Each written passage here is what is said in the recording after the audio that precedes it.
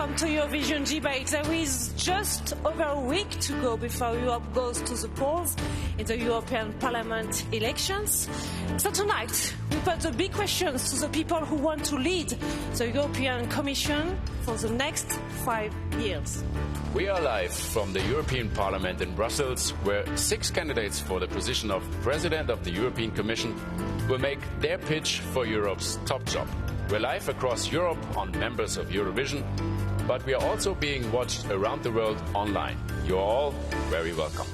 So we are your hosts. I am Émilie Tranguyen, news anchor from French TV. I'm Markus Preiss, EU correspondent with ARD German TV. And I am Anna-Stina Heikkilä. I work as a correspondent for the Finnish television in Paris, and I will be guiding you through the debate on social media. But it's not about us. It's about the candidates for Europe's top job. So please welcome Nico Coué, a Spanish-born Belgian trade unionist and lead candidate for the European left. From Germany, Ska Keller for the European Green Party. It's her second Eurovision debate.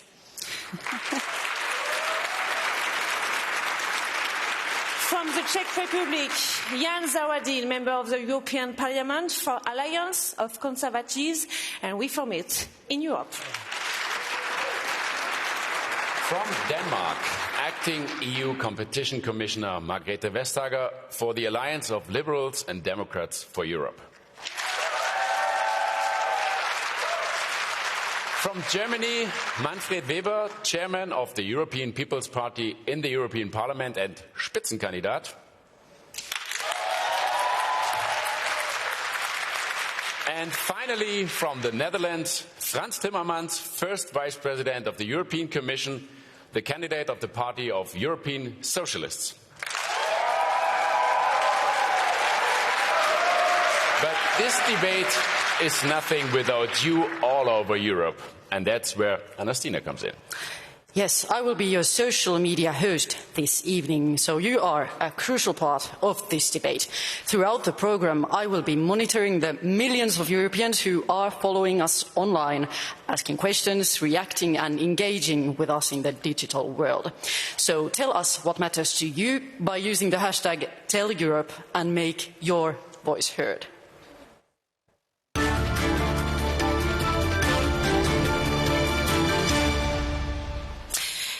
Of course, every debate has rules, and this one is no different. So, this debate will last 90 minutes. Each candidate will have 1 minute to answer each question. And during the debate, they will have each 2 opportunities to challenge other candidates. And we really encourage all of you to make use of this rebuttal card, because then we have really a lively debate here on stage. Each participant will also have the opportunity to make opening and closing statements. The speaking order was decided in a draw. And let's begin. Nico Coué, the floor is yours. Bonsoir. Good evening. My name is Nico Coué. I am a candidate for the European Left Party. I was born in Asturias, in the north of Spain, where my father was a miner. But he was forced to leave Spain because he was opposed to the Franco regime, the dictatorship. We were welcomed in Belgium by people who showed a lot of solidarity towards us. We were able to build a home, work, study, and it's this solidarity that really gave me the desire to work with Europe. It's a Europe of solidarity that I've always fought for as a trade union representative. And that is the Europe that I want to continue to defend. But unfortunately, this is also the Europe of tax evasion, the Europe of the banks, the Europe that has failed to show solidarity. So I would like to create a Europe of solidarity. Hello everyone. This debate and these elections are important because people from all over Europe are looking at us and they're asking for solutions. They know many things are going wrong from the climate crisis to austerity to the backlash against democracy and civil liberties. Europe is struggling to fulfill the promises that has been built on. And tonight, I want to make the case for a different Europe, one that protects our common planet, the only one that we have, a social Europe where everyone finds decent housing and has a decent wage. We, as Greens, take the battle for a European Union where the big companies pay their fair share, where women are truly treated equal, where minorities are respected, human rights are protected. I know it is possible to build this different Europe if we build it together and if we build it with courage. Thank you very much, Ska Keller. And next in line is Jan Zahradil. Good evening, everyone. I believe that we cannot meet all those new challenges of 21st century with old and outdated scheme of ever closer union, which has been designed 50 years ago for a different age. Therefore, I would propose rather EU which is scaled back, which is flexible, which is decentralized. I would like to have European Commission which respects all its members, regardless whether they are big or small, or whether they are from the West or from the East. I would like to have European Commission which respects national governments and which cooperates with them, which doesn't fight them, which doesn't patronize them, which doesn't lecture them. Simply speaking, I would like to have European Union which is doing less but better, and which is able to find new equilibrium between national and European level. And this is the European Union, and this is the change I am ready and able to deliver. Thank you, Jan Zahradil. Margrethe Vestager, it's your turn. I am Margrethe Vestager. I'm from Denmark. My husband and I have 3 daughters. I was a minister, a political leader. Today I work for you. As Commissioner of Competition, I make sure that businesses play by the rule book. So you, as a consumer, have choice, quality, and fair prices. For me, the most important thing is that you are empowered to live the life you want to live in your community, that you feel counted in, and that you have a fair chance of making it. Europe is the best place to live today, especially if you're a woman. We have achieved so much. That doesn't make everything good. We have work to do to fight climate change, to deal with technology, to create societies built on the rule of law where you can provide for yourself, to make that everyday life. That's why I'm here. Thank you very much, Margrethe Vestager. And we take it to Manfred Weber, please. I want to thank you. I had the opportunity in the last weeks and months during my electoral campaign to travel a lot around the European Union and to meet a lot of Europeans. And I experienced that we have the same concerns, even the same fears, and the same hopes for the future of our continent. And what I want to tell you with this is the method, how I want to work on Commission level, on European level. A Europe which is close to people, a Europe which cares about the concrete issues from the citizens, a Commission of the people. That is what I want to work for. And having this in mind, I think Jean-Claude Juncker, the current Commission President, called and named his Commission the Commission of the Last Chance. And he is an EPP Commission President. I think he did a good job.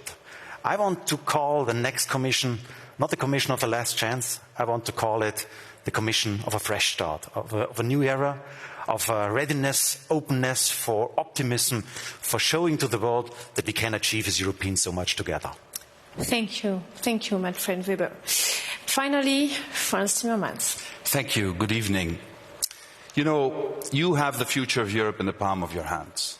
Next week you will decide the fate of Europe in the next 5 years. There are those who say that Europe and its citizens are best served by breaking down the European Union. I don't believe in that. There are those who say to avoid breaking down the European Union, we have to maintain it as it is. I don't believe that either. I believe to save and strengthen Europe, we need to fundamentally reform Europe. It's time. Big companies finally started paying taxes. It's time we introduce a minimum wage in every member state. It is time we have equality in pay of men and women. It is time we put an end to violence against women in Europe. It is time we enforce the rule of law in every member state so that everybody abides by the rules. It is time we put the climate crisis and sustainability on the very, very top of the list of the next Commission. That is my proposal to you tonight. Thank you, Frans Timmermans. Thank you to all for your introduction. But, it's your debate to you in front of your screen. So let me join Anastina now online for our social media hosts. Anastina, maybe there is already some reaction, some tweets regarding this debate. Yes, Emily, welcome to the social media hub. As you see, we are here following all your comments and questions with my team. And yes, the conversation, it has already started. It has been very lively. Questions have actually been pouring in already before the debate. Hashtag Tell Europe, it is already trending in Belgium and in Germany. And as you can imagine, there are some topics that are already very popular online. Any idea what they are? Well, let me tell you. Brexit, climate change, digital privacy and migration. In fact, Sea-Watch have tweeted using hashtag Tell Europe that they rescued 65 people from the Mediterranean today. So clearly this is a major issue. So make your voice heard, keep your comments coming and questions coming and use the hashtag Tell Europe. Let's get back to the main stage and get started with the debate.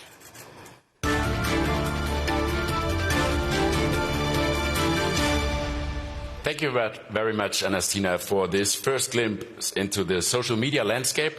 And we are also starting on migration. This has been the topic most mentioned by many Europeans when surveyed about their concerns.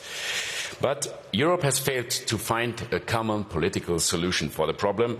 The ideas of resettlement are met with opposition, and even for a few dozens of migrants arriving on ships like the Sea-Watch or on the Aquarius, we see our governments fighting who is going to take them.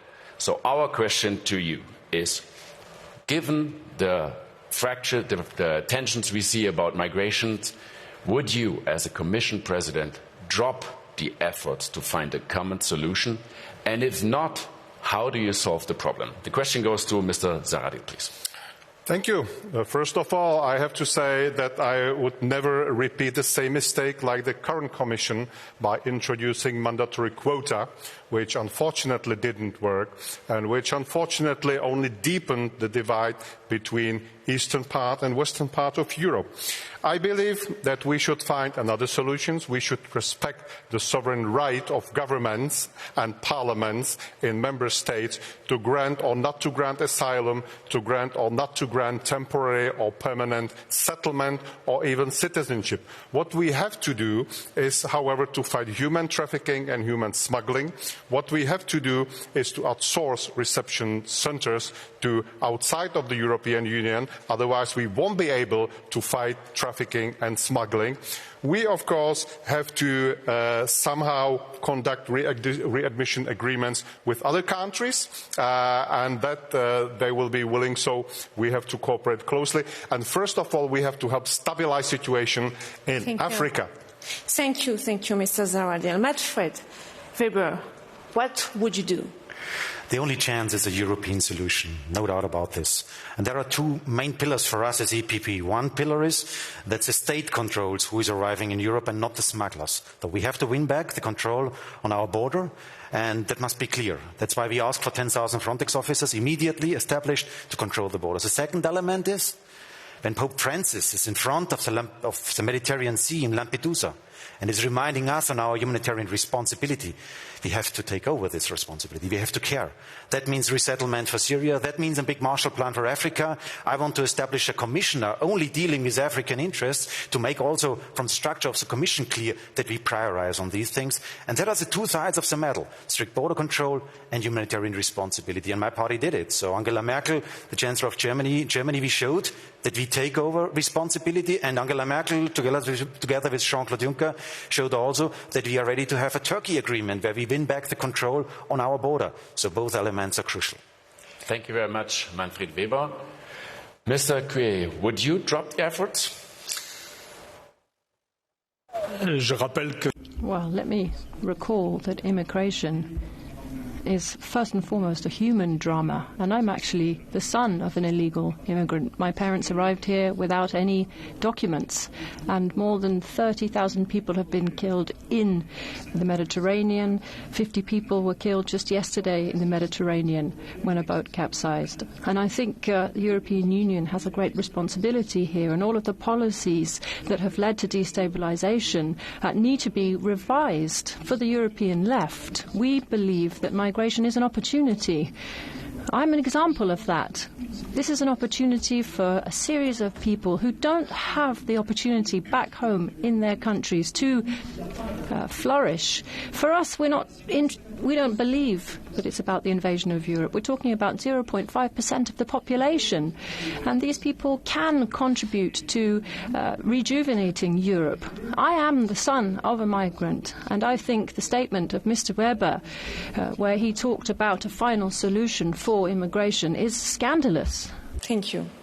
Margaret Vestager, what would you do when migrants are arriving on ships like the Aquarius, for example? Well, I think the important thing is to treat sort of the long-term stable solution with the same urgency as saving life at sea.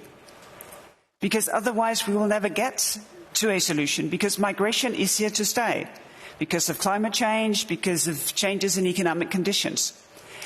But the most important thing is that I see Europeans having an open, big heart for refugees, to protect people in need of protection. And at the same time, to expect us to find ways to manage migration and to make it legal. Because we cannot have people coming and going without knowing. And in that, of course, we need exactly common solutions. We need a common asylum system, and we need a common solidarity. And we can discuss how to make that happen, but we need to do that together, because otherwise we'd fail. Thank you, Margrethe Vestager. So we heard a lot about what we should do. Franz Timmermans, as acting first vice president of the Commission, saw what is difficult to do. What could be done better under your watch as president of the European Commission? I think, first of all, every time a person dies in the Mediterranean, Europe loses a bit of its soul. So we're losing who we are. We're losing our values by not solving this problem. Secondly, once people are on boats in the Mediterranean, you have to take care of these people. And you shouldn't put fines on fishermen or other people in other boats who rescue people at sea like the Italian government is doing now. That is unacceptable. Thirdly, you have to prevent people from getting on those boats in the first place. And for that, you really need, I agree with Manfred Weber, a huge plan for Africa. You need to understand that Europe's destiny is linked to Africa's destiny. But only with these measures and better border protection and agreements with third countries, we will not solve it. We also need solidarity in Europe. Solidarity is not just for things you like, it's also sometimes for things you don't like. And if Central and Eastern European countries continue to refuse solidarity, sooner or later, borders will be back in Europe where they don't belong. And that would be to the detriment of every citizen in Europe. We need to prevent that. We need solidarity. Gives a clear perspective. Thank you. Thank you, Franz Timmermans. Ska Keller, as a president of the European Commission, what would you do? We stand clearly for a European solidarity. We need to fairly share the responsibility that we need to face. We also need to support the communities that are actually doing so much already to welcome people in need. Many cities, many people, many initiatives are helping. But really, what is absolutely unacceptable is what's happening right now in the Mediterranean. People are drowning, and we know where they are. They are calling the search and rescue center. No one is picking up the phone. The Italians are telling them to call the Libyans. In Libya, no one is answering the phone. There is a civil war in Libya. There is no coast guard, and we're even giving to those militias which call themselves coast guards support. This should not happen. We need to have a European search and rescue effort, because we should not allow that any single person dies in the Mediterranean.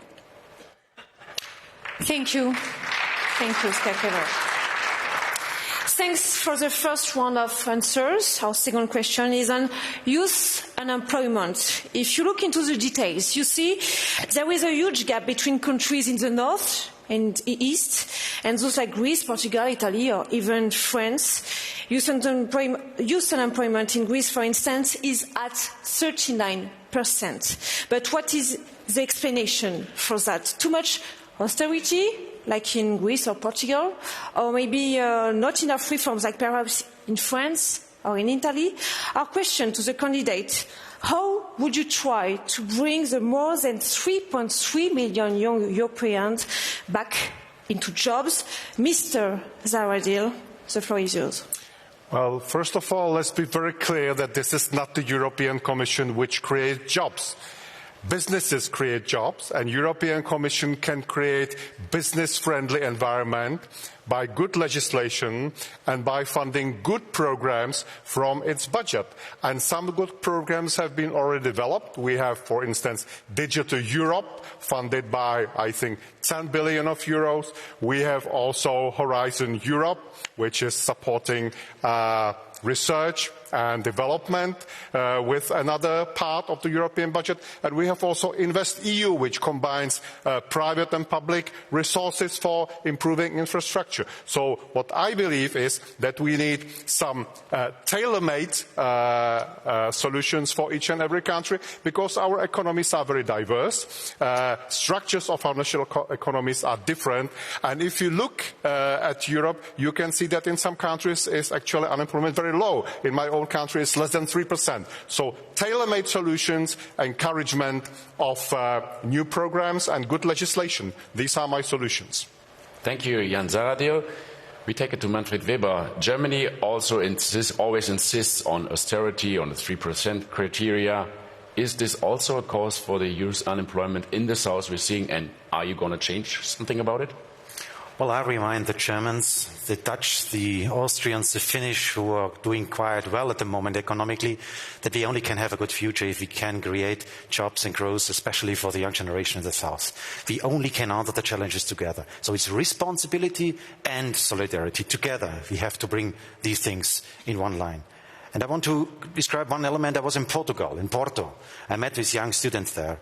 And they told me that, Franz, they were not first of all asking about minimum wages, because that is one of the proposals from the socialists. They were asking, the young generation of the south is asking for jobs, for good paid jobs, for good salaries, to establish their own families. And that's why we need a good economic policy to create these jobs. And that is infrastructure, that is research, that is openness for trade, and that is for all of us to practice a strong single market, to establish even a stronger single market for the future. So social is what is creating jobs. Thank you, Madam Weber. Just remember, you have two rebuttal cards to challenge other candidates. So, Nico Kue, do you agree with Manfred Weber? A good economy policy is a solution to get unemployment down in Europe? No, I don't think so. Because they're in power now, and they've been in power for a long time. But the policies are completely not up to the job. With the euro, more austerity, labour law reforms, precarious work at wages and salaries which often are below the minimum wage, and at the same time increasing the pensionable ages, which means that the older people are working until 65 and young people are sitting at home out of a job. We have to put an end to precarious work and get back to proper labour contracts which have got prospects, not just 0 hours contracts which don't give young people any kind of future, and a European minimum wage which is worth getting up for in the morning. That's what young people want, and this proper labour contracts should be on offer to young people across Europe. Thank you. Margrethe Vestager, is it just like the general business environment we can do something about, but not really giving an answer to millions of young Europeans who want a job? Well, I think we can do both, because European countries have come together to make sure that in every country there is an offer of education or training or a specific job. Because with no job, you just open the door to no future. And of course, it's a very good point that we need a strong economy. We need to invest. We need to make sure that businesses can do business and grow. And we see jobs are being created in Europe. I think more than 12 million jobs over the last 5 years. But a lot of those jobs, they don't pay very well. And we should agree that we should promote an economy where you can make a decent living when you have a full-time job. And that may be another discussion than having a sort of fixed minimum wage, because we have different systems. And that, I think, is important to respect that, because we need to call on the social partners to help us out, because the European Union as such can do something, but together with member states, then we can solve it. Thank you, Margrethe Vestager. So, Frans Timmermans, you can answer as the Vice President of the European Commission or as a future President of the European Commission. Well, first of all, when I'm in Portugal, young people in Portugal ask me, when Antonio Costa came with plans to create more social justice, to create more jobs, to create more economic growth, and the European Commission said, go ahead, Manfred Weber said, no, punish Portugal, punish Portugal. So that's the question I get. But coming back to the question on the young people, first of all, very concretely, let's expand Erasmus to every young person in Europe, regardless of whether they are in school or in university or in high school, or whether they have a job or not a job. It gives them an experience to learn from other member states. Secondly, make sure there is a minimum wage that is on average 60% of median wage. That will protect young people against these jobs where they get 2 or 3 euros an hour. Thirdly, Youth Guarantee Plan. Expand the Youth Guarantee Plan. It's been very successful in quite a number of member states. We should expand that. And more than that, lower the voting age to 16 years so that young people have a bigger say in the decisions we take at national and European level. Thank you very much, Frans Timmermans. I already thought they agree on everything, apparently, but no, we saw the first rebuttal card from Manfred Weber. So 30 seconds for you, and then 30 seconds an answer from Frans Timmermans. So we all share that solidarity is a key issue for Europe, but again, responsibility. And on responsibility, I have to remind everyone that in the last 5 years, it was Commissioner Moscovici, a socialist, responsible for the programming on the Euro question. It was Dijsselbloem, a former colleague of Frans Timmermans as minister from the Netherlands, who was chairing the ECOFIN, so the Euro group, which did the necessary decisions on reforming. And today, it's a socialist finance minister from Portugal who is chairing this ECOFIN group, the responsible body, the Euro group, the responsible body who is doing the necessary steps. So I think everybody should take over responsibility. The socialists should not attack their own policies. Thank you, Manfred Weber. Frans Timmermans, you can answer. You have 30 seconds. Sure. This had nothing to do with what I said. Pierre Moscovici looked at the plans and said they're okay. Jean-Claude Juncker looked at the plans of Portugal and said, okay, this can work. And then Manfred Weber said from the European Parliament, no, we will not allow this. You should punish Portugal. They shouldn't do this. And this is what happened. It worked. Social justice is bigger in Portugal. Jobs have increased enormously in Portugal because they put an end to austerity. And that is what more governments should be doing. Thank you very much, Frans Timmermans. And last in line on that is Ska Keller, please. I think the austerity measures that have been taken in Europe have really done a big damage. It has done a damage to people personally. People were deprived of their jobs. I mean, it's young people very much, but it's not just young people. But it has also really given a blow to that European promise of that we would be jointly creating prosperity. So I think it was a big mistake for every sort of measure. And we shouldn't forget, if a young person is unemployed, that will mean that young person will have a lower income in the future as well. So tackling youth unemployment is crucial, and it's an issue for the whole of the European Union, not just from single member states or regions. So we should make the youth guarantee binding everywhere, and it needs to be fully financed. And we need to make sure that we have the right jobs in the future. Investing in the green economy, even the Commission has said it will create hundreds of thousands of jobs. So why do we wait with that? Why not start with making sure that investments we do are exactly targeted towards the social and ecological transition of our economy? Thank you, Ska Keller. Jan Zawadier, want to say you something? I have a question for Mr. Timmermans, if I may. How would you agree that there is a very diverse level of unemployment in individual member countries? You have over 10% in some countries, and you have less than 3% in some other countries. Would you agree that this is a very good evidence, a very good example, that in fact national governments and national parliaments are better able to create tailor-made solutions for their own labour markets than the European Commission can do? Well, would you agree with me that if we had applied the same reasoning on structural funds for new member states 15 years ago, the Czech Republic would not be as prosperous today, the unemployment in the Czech Republic would not be as low as it is today? I wouldn't agree. So without structural funds this would have happened? They were helpful. They were helpful.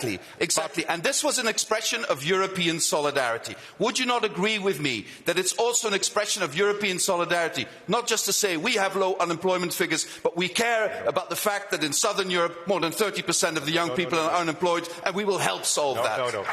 Thank you very much, Franz Timmermans. And I hope you understand why I encourage you to use your rebuttal cards. So we are getting kind of a debate now. Thank you all. Thank you, Ska Keller. Thank you all for your first answers on migration and on youth unemployment. Old-fashioned here on the stage, but let's have a look at the fancy social media stage. Yes, it has been great to see that thousands of you are already getting involved. The hashtag Tell Europe has been mentioned more than 7,000 times. And let's see how far that goes by the end of the night. I really hope to see the Finns here too, because, you know, last night we didn't do that well in the semi-finals of the Eurovision Song Contest. So make your voice be heard tonight, and all you other Europeans, of course, too. And speaking of engagement, many of you sent us your reasons for going to vote at the upcoming elections. In a European Parliament poll, you told us that you are voting to fight climate change, change Europe for the better, to stop so-called toxic nationalism, and to keep democracy going. So how is the online community responding to our first topics? Let's have a look.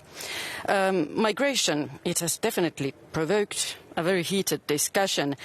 This user from Belgium would like to see EU citizens allowed to support migrants with shelter and food. And I can also tell you that there is huge interest in climate change. Many of you have sent in all kinds of questions on this subject. From Germany, we have a direct question asking candidates what they will do to fight climate change and to prevent crisis. We'd like to hear more from the candidates, so let's get back to the debate.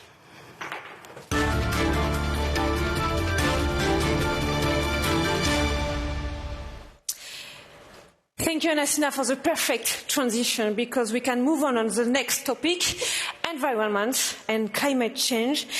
You all see there are thousands of Europeans, young Europeans out on the streets with Greta Thunberg, with the Fridays for Future movement. Every other week we get a new scientific report urging politicians like you to act, but still effective climate protection could prove very expensive. Jobs in the coal, our car industry could be lost, energy could cost ordinary people more money. So our question to the candidate is, do you think we have to make these sacrifices in order to protect the planet, our planet? What would you do more, or what would you do less? Please name concrete proposal. Margaret Vestager. Well, of course, it's a risk, but I think we can make the most of it by looking at it as an opportunity, because millions of jobs can be created. For instance, building high-speed rails in Europe to connect our cities, to make sure that people can get around, out of the planes, down to the trains. That is very specific, that can work. And second, a lot of things is now prepared. We have set targets, we have the legislation to reform our markets, now we can go do. A lot of the technology we need, we have it already. So we can invest European funds and national funds. And, of course, we can research even more than we do today. But we don't need to wait for technology. We have so many things to do already. And the greatest thing is that while we do something systemically, each and every one of us can take part by our personal choices. But we can never just decentralize it to each and every citizen, because this is something that we'll have to do together. Thank you very much, Margrethe Vestager. Ska Keller, I assume you take the climate goals very serious, but are the Greens also ready to accept job losses to achieve them? We take this issue very serious, and I think we all should, because this is a serious urgency. We only have one single planet, and we need to protect it. We cannot do a compromise and say to the climate, just wait a bit, we're still not sure what to do. No, we can't do that. But the good thing is that we know what to do. The policy instruments, the measures that we need to take, we know them, we have them on the table. We just need to do them. And that has been a problem that, unfortunately, other groups present here have constantly voted against progress in fighting that climate crisis. And it really is a crisis, especially if we combine it with the loss of biodiversity. So this is really a hot and very important issue that we have to address. What would you do?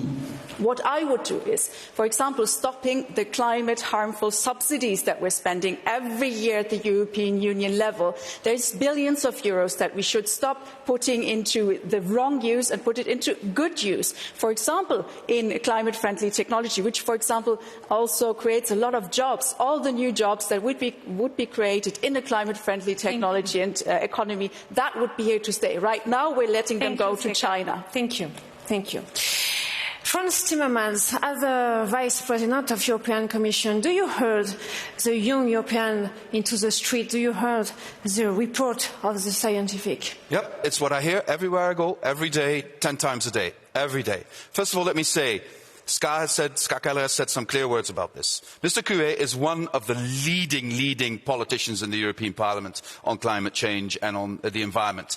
The three of us already have a quite good record in the last 5 years in the European Parliament. My offer to them is let's work together in the next 5 years so that we make sure the next Commission puts the climate crisis on the top of its agenda. And I'm sure we will also convince many people in the Liberal family so that we create an alliance going from Tsipras all the way to Macron to make sure we put this on the highest level of our agenda. But concretely, why are we not taxing kerosene? We're taxing the fuel in the cars and in the trains, but not in the airplanes. Unacceptable. Why are we not introducing a CO2 tax for all companies in Europe? A CO2 tax which revenues we can then bring back to the people so that they can make their housing sustainable, for instance. So why are we not introducing these measures? We can do that. We can do that if we agree with the member states and if we enforce this also with the help of the European Parliament. Thank you very much, Frans Timmermans. And I think we saw a first stage of coalition building here, but I assume we go to the opposition now.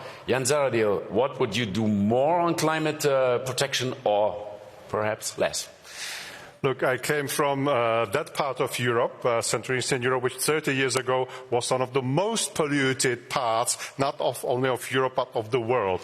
Now, over those 30 years, we have reduced the air pollution for hundreds of %. So it is achievable, but it has to be done in a socially sustainable way and gradually while introducing new technologies. And that's what I'm calling for. Socially sustainable way and gradual phasing, right timetable. So let's not put unrealistic targets ahead of us. Let's commit those commitments. Let's fulfill those commitments we have signed, for instance, the Paris Climate Agreement. And when it comes to the Commission could and should change the way how, for instance, our subsidies from a common agriculture policy paid.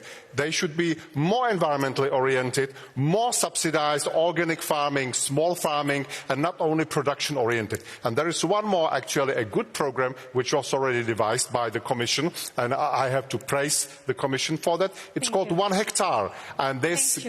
Thank you. I will explain it later. We're sorry for that. Yeah. 6. Thank you, Jens Aradian. Nico Kuem.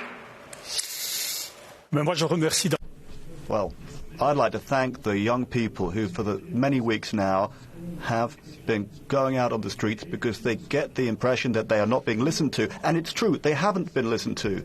We hear lots of fine words from European politicians, but there haven't been any concrete measures taken.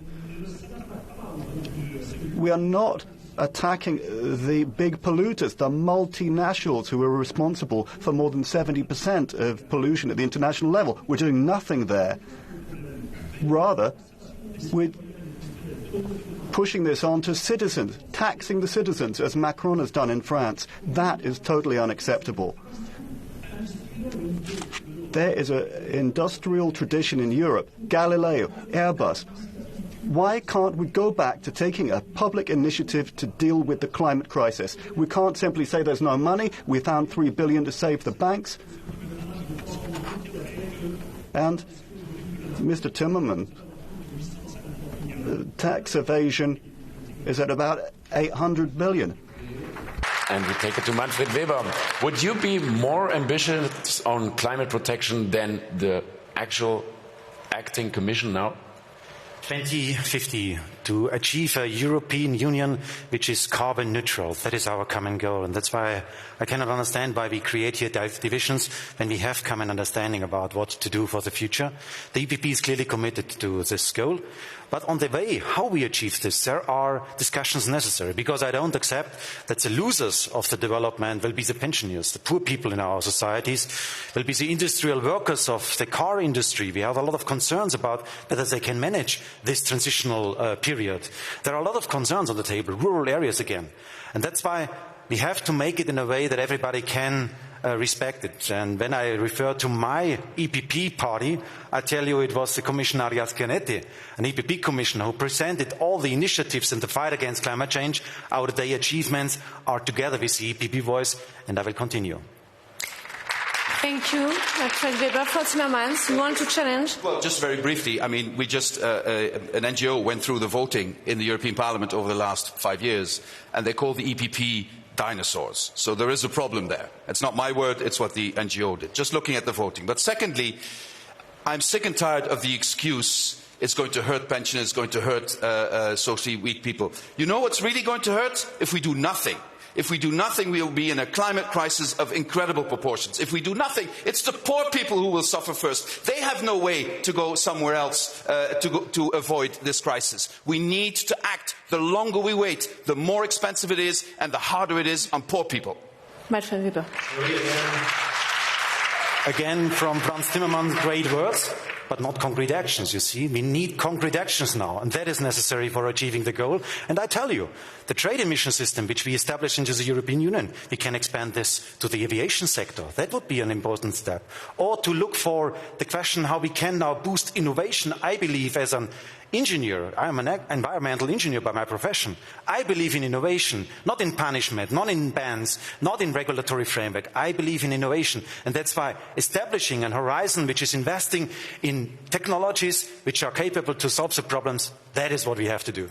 Okay. But thank you very much. Time is up for that, and we have a lot of further questions on that because we have 2 more rebuttal cards. First, Ska Keller. I do think we have great differences among the groups, among the parties on the climate issue, because some only talk about the climate and others, we want to do something about it very concretely. So my very concrete question to Manfred Weber is on that. If you're saying emission trading is great, then why did you vote, personally, why did your group vote against reforming the ETS and making it actually workable? Right now we're giving out so many free certificates that they can go for free and even trade the certificates among themselves, the very big companies. Why did did you vote against that? Why did the EPP vote against more ambitious climate targets? This is not at all what real climate action looks like. Before we give it to Manfred Weber, just very briefly, ETS means Emission Trading System, for those of you who are not familiar with that abbreviation. Manfred Weber, please. Exactly, because my party is a party who's trying to bring things together. We can be ambitious, and that's a job of the Greens in a way to be very strong on climate change. But again, I had a meeting with the trade unions, not with CPP voters mainly, with trade unions, socialists, who told me if you implement the goals of the Greens, then we have no future for our jobs. And that's why let's be sustainable. Sustainability from the United Nations means ecological ambition, also economic stability, and also the question of sustainability in the technological fields. Bring things together and not split them up. Weber, you will answer again, because Margaret Vestager want to challenge you. And this is because you sort of insist that my colleague, Miguel, is a EPP.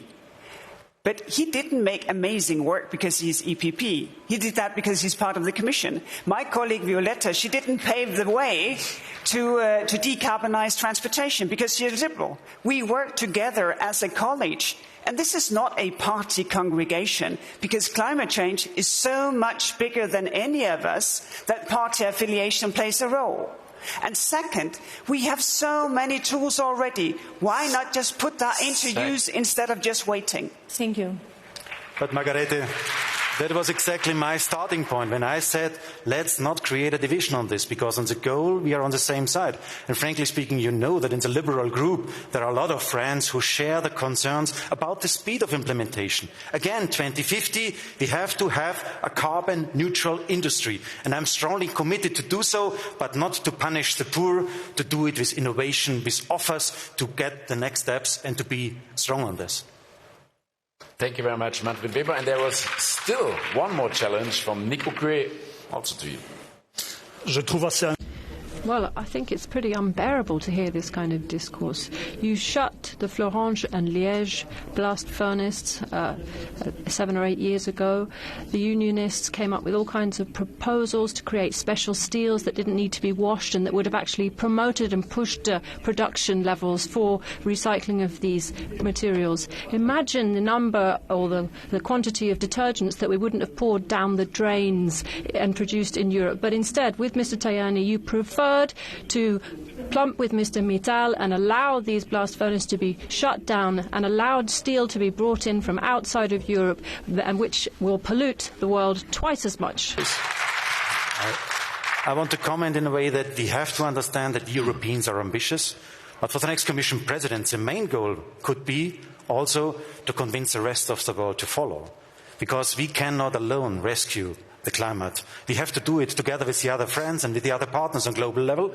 And that's why the European Commission, the European Union, must be ambitious on the global stage to work for a global development, for engagement on global level to fight together against climate change. That is what I want to do. Well, start in Europe, for goodness sake. Answers, and we go further to the next topic. The next topic is one that might come across slightly technically, but I think it's one that annoys many people across the continent because it's a symbol of unfairness and injustice. Multinational corporations like Apple, Google or Nike are paying only marginal taxes of often less than 5%, whereas we as ordinary citizens have to pay between 20 and 40%. Our question to the candidates is, which countries in the European Union are, in your opinion, tax havens, and how do you change their behavior to make sure that Amazon pays as much taxes as the bookseller next door? We start with Margrethe Vestager. Well, I have dealt with this firsthand. So you're very generous when you say that some only pay 5%, because someone pays 0.05% in some years, as we saw it in the Apple case. So there is indeed work to do. And what we have seen is now member states, they change taxation in Ireland, in the Netherlands, in Luxembourg, in Belgium, in Malta, in Cyprus, because change is coming. And we have changed the legislation all over. But we need two things. We need digital taxation, because a lot of these companies, they are escaping, and most other companies, they actually do pay their taxes. This is unfair. And second, we need to put a floor under corporate taxation as such, because otherwise it will just be a race to the bottom. And we need companies to contribute to societies where they do a very good business. And the case is, so many businesses do that already, and we need tax fairness. Very briefly, the countries you named, are they tax havens? But for me, a tax haven is a place where everyone pays their taxes. Thank you, Margaret Vestager. Ska Keller, are you as optimistic as Margaret Vestager? Change is coming? I really hope so, because this is a real serious scandal that we're having right now. I mean, you mentioned how little taxes are being paid by the big companies, so the strongest members, so to say, of society are running away from their responsibility. And that is costing us so much taxpayers' money that we don't have to build schools, to repair hospitals, to have a good educational healthcare system. So absolutely, it is key that we have tax justice. This is part of social justice. So we need to indeed have a tax for the digital big companies that can easily evade taxation, and we need to have a minimum tax rate for companies. But what we also need is transparency, and this needs to go for every company. And there we have already tried to establish rules for the transparency, so that it's clear how many employees does a company have in one country or not, because this escapes attention. Unfortunately, the Liberals, as well as the Conservatives and the further Conservatives, have voted for exemptions to this transparency. But I think there should be no exemption to transparency. Transparency goes for everyone. Thank you very much, Ska Keller. And next in line, Frans Timmermans, your home country was already mentioned. Is it a tax haven? Well, they've seen the writing on the wall that this doesn't work anymore, and they're changing it. It was about time, actually. And I agree fully with Margrethe when she says we need a corporate tax minimum level in the whole of Europe. I would say let's put 18% as a minimum level, and then you have a fair playing field, and then countries can decide to do more, but they can no longer decide to do less. The thing is, the economy has changed so fundamentally. We are in the fourth industrial revolution. We have companies who have found ways not to pay taxes at all. Margrethe is right. These big companies don't pay taxes. So we should keep asking Alexa, Amazon, when are you going to pay taxes? Thank you very much. And since we still have 20 seconds, I would like to ask you, if you propose 18% corporate tax, how do you get Ireland agreeing on that?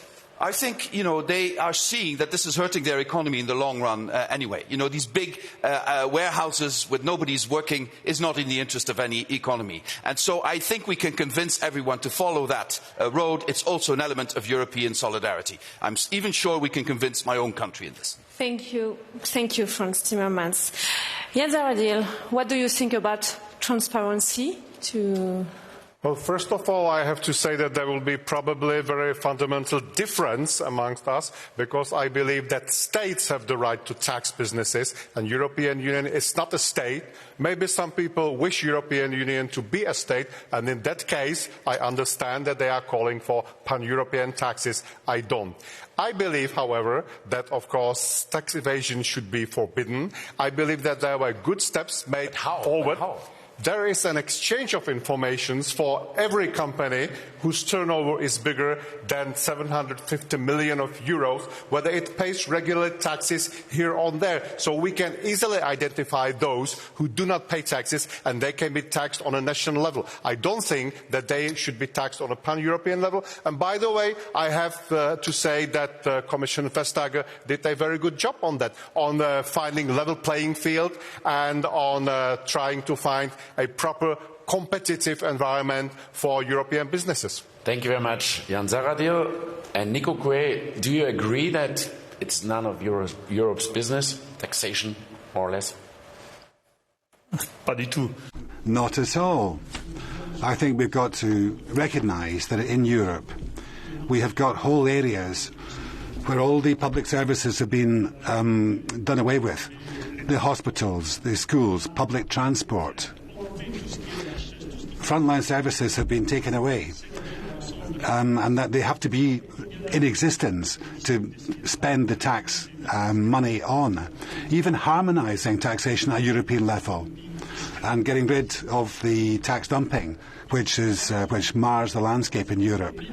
That's been going on for years. Those were plans, but nothing has materialised, nothing's come of that. So I think it's time to go from fine words to hard action on tax fraud. 850 billion. How many schools, how much public services, healthcare, how much could you get for 850 billion euros? And let's have the common decency to say that there are whistleblowers. They are key in lambasting what's happening, and they should be protected and not attacked. Thank you very much. Manfred Weber.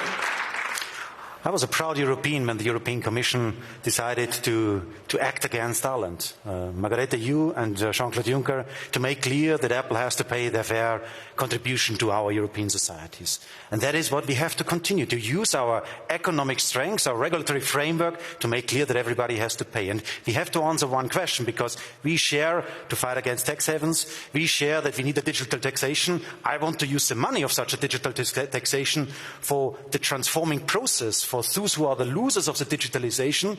So we share the common idea, but the big question is how to do it. And that's why we have to change in some special fields in taxation from the unanimous vote to the majority-making decision process. That it's a test, let me say, whether we really believe in this approach of a common European engagement. Generally speaking, I believe in tax competition, but in special fields like the digital taxation, we need a common European role. Thank you, Madam Weber. I just mentioned at this stage of this debate, you all use your first rebuttal card, so you have still one and the last rebuttal card to challenge other candidates. Thank you for your answer. Environment, taxation, there are certainly hot topics. We experienced that. Lestina, how is it online? Yes, we're back at the social media hub, and you've been very, very busy online using the hashtag #TellEurope and making your voice heard. So I want to thank you for that. To give you a better sense of what people are saying online, I would like to show you a word cloud. So climate and green, they are definitely the most popular keywords being typed in, and as you can see, many of you are also interested in getting to know the candidates themselves, and also knowing more about the Commission and the elections, which are taking place from the 23rd to the 26th of May. And another very popular topic we have come across is gender equality. This person would like to know how candidates are going to tackle the gender pay gap. And with the rise of Eurosceptics and populist movements in several European countries, some of you have also expressed some general distrust towards the European Union. Here is a tweet from Germany that I think sums up what some of you feel. They think that EU people feel that it's not well enough explained what the EU does and what it is. So keep sending in your comments and questions with the hashtag #TellEurope, and let's continue the debate online and on the main stage.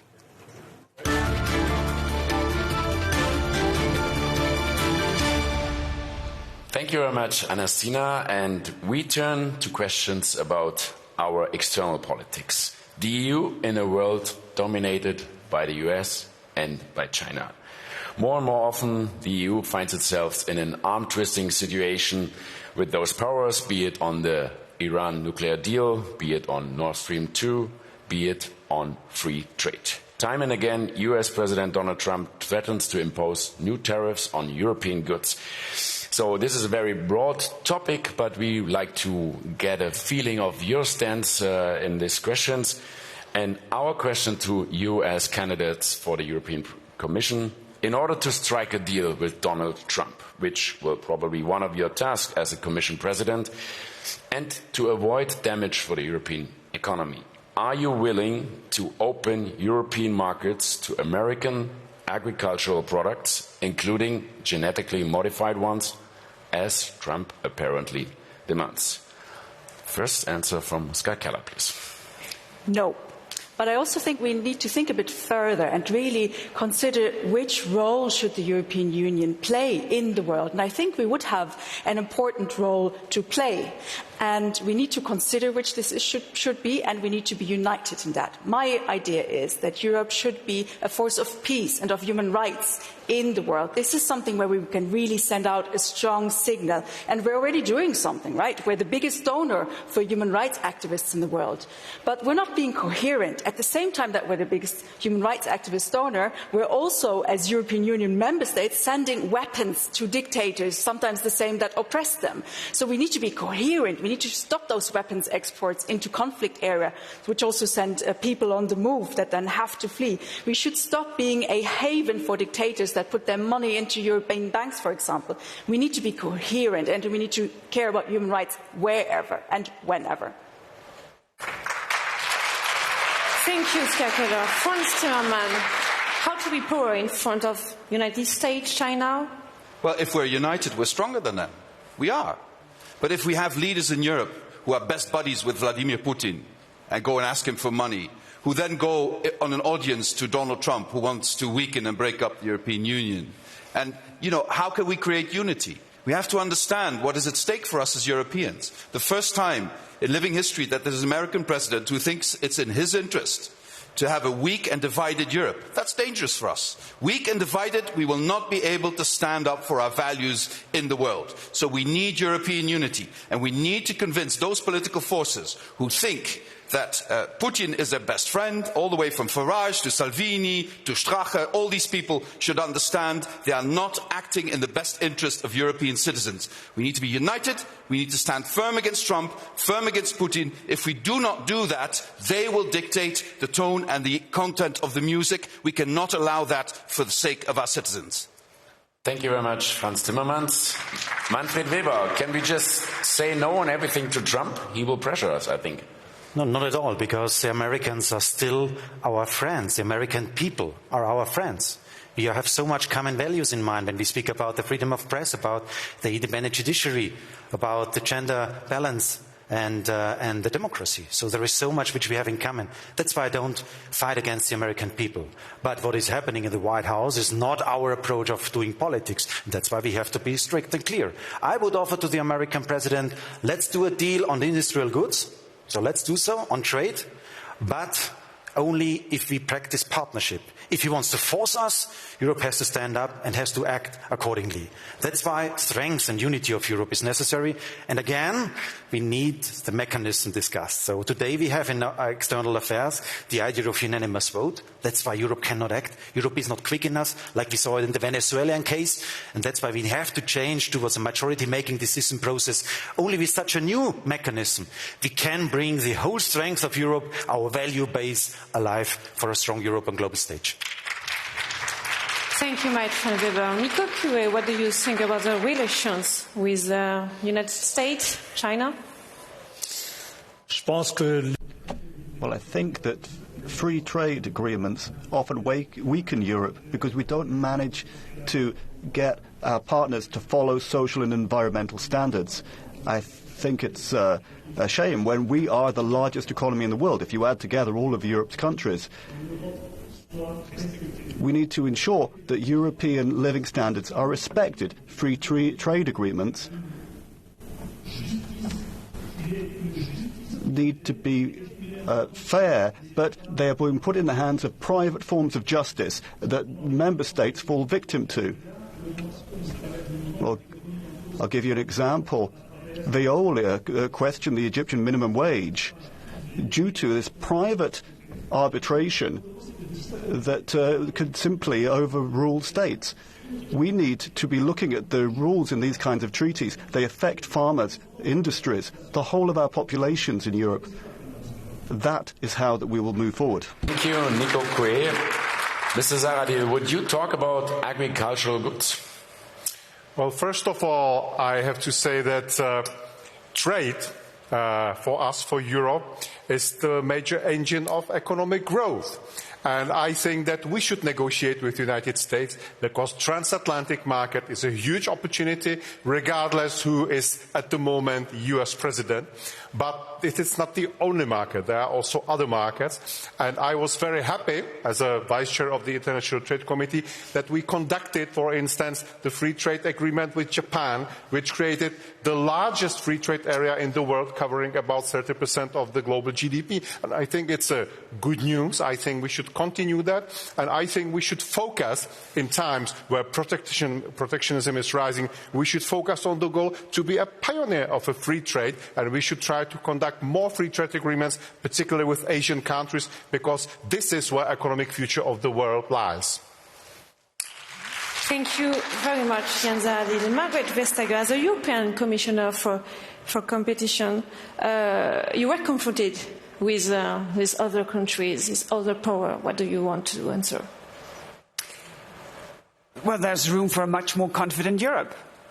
As Nico just said, this is the biggest economic bloc in the world. We're the biggest trading partner. We're the preferred partner for 80 countries. So a much more confident Europe, maybe also slightly more hard-nosed.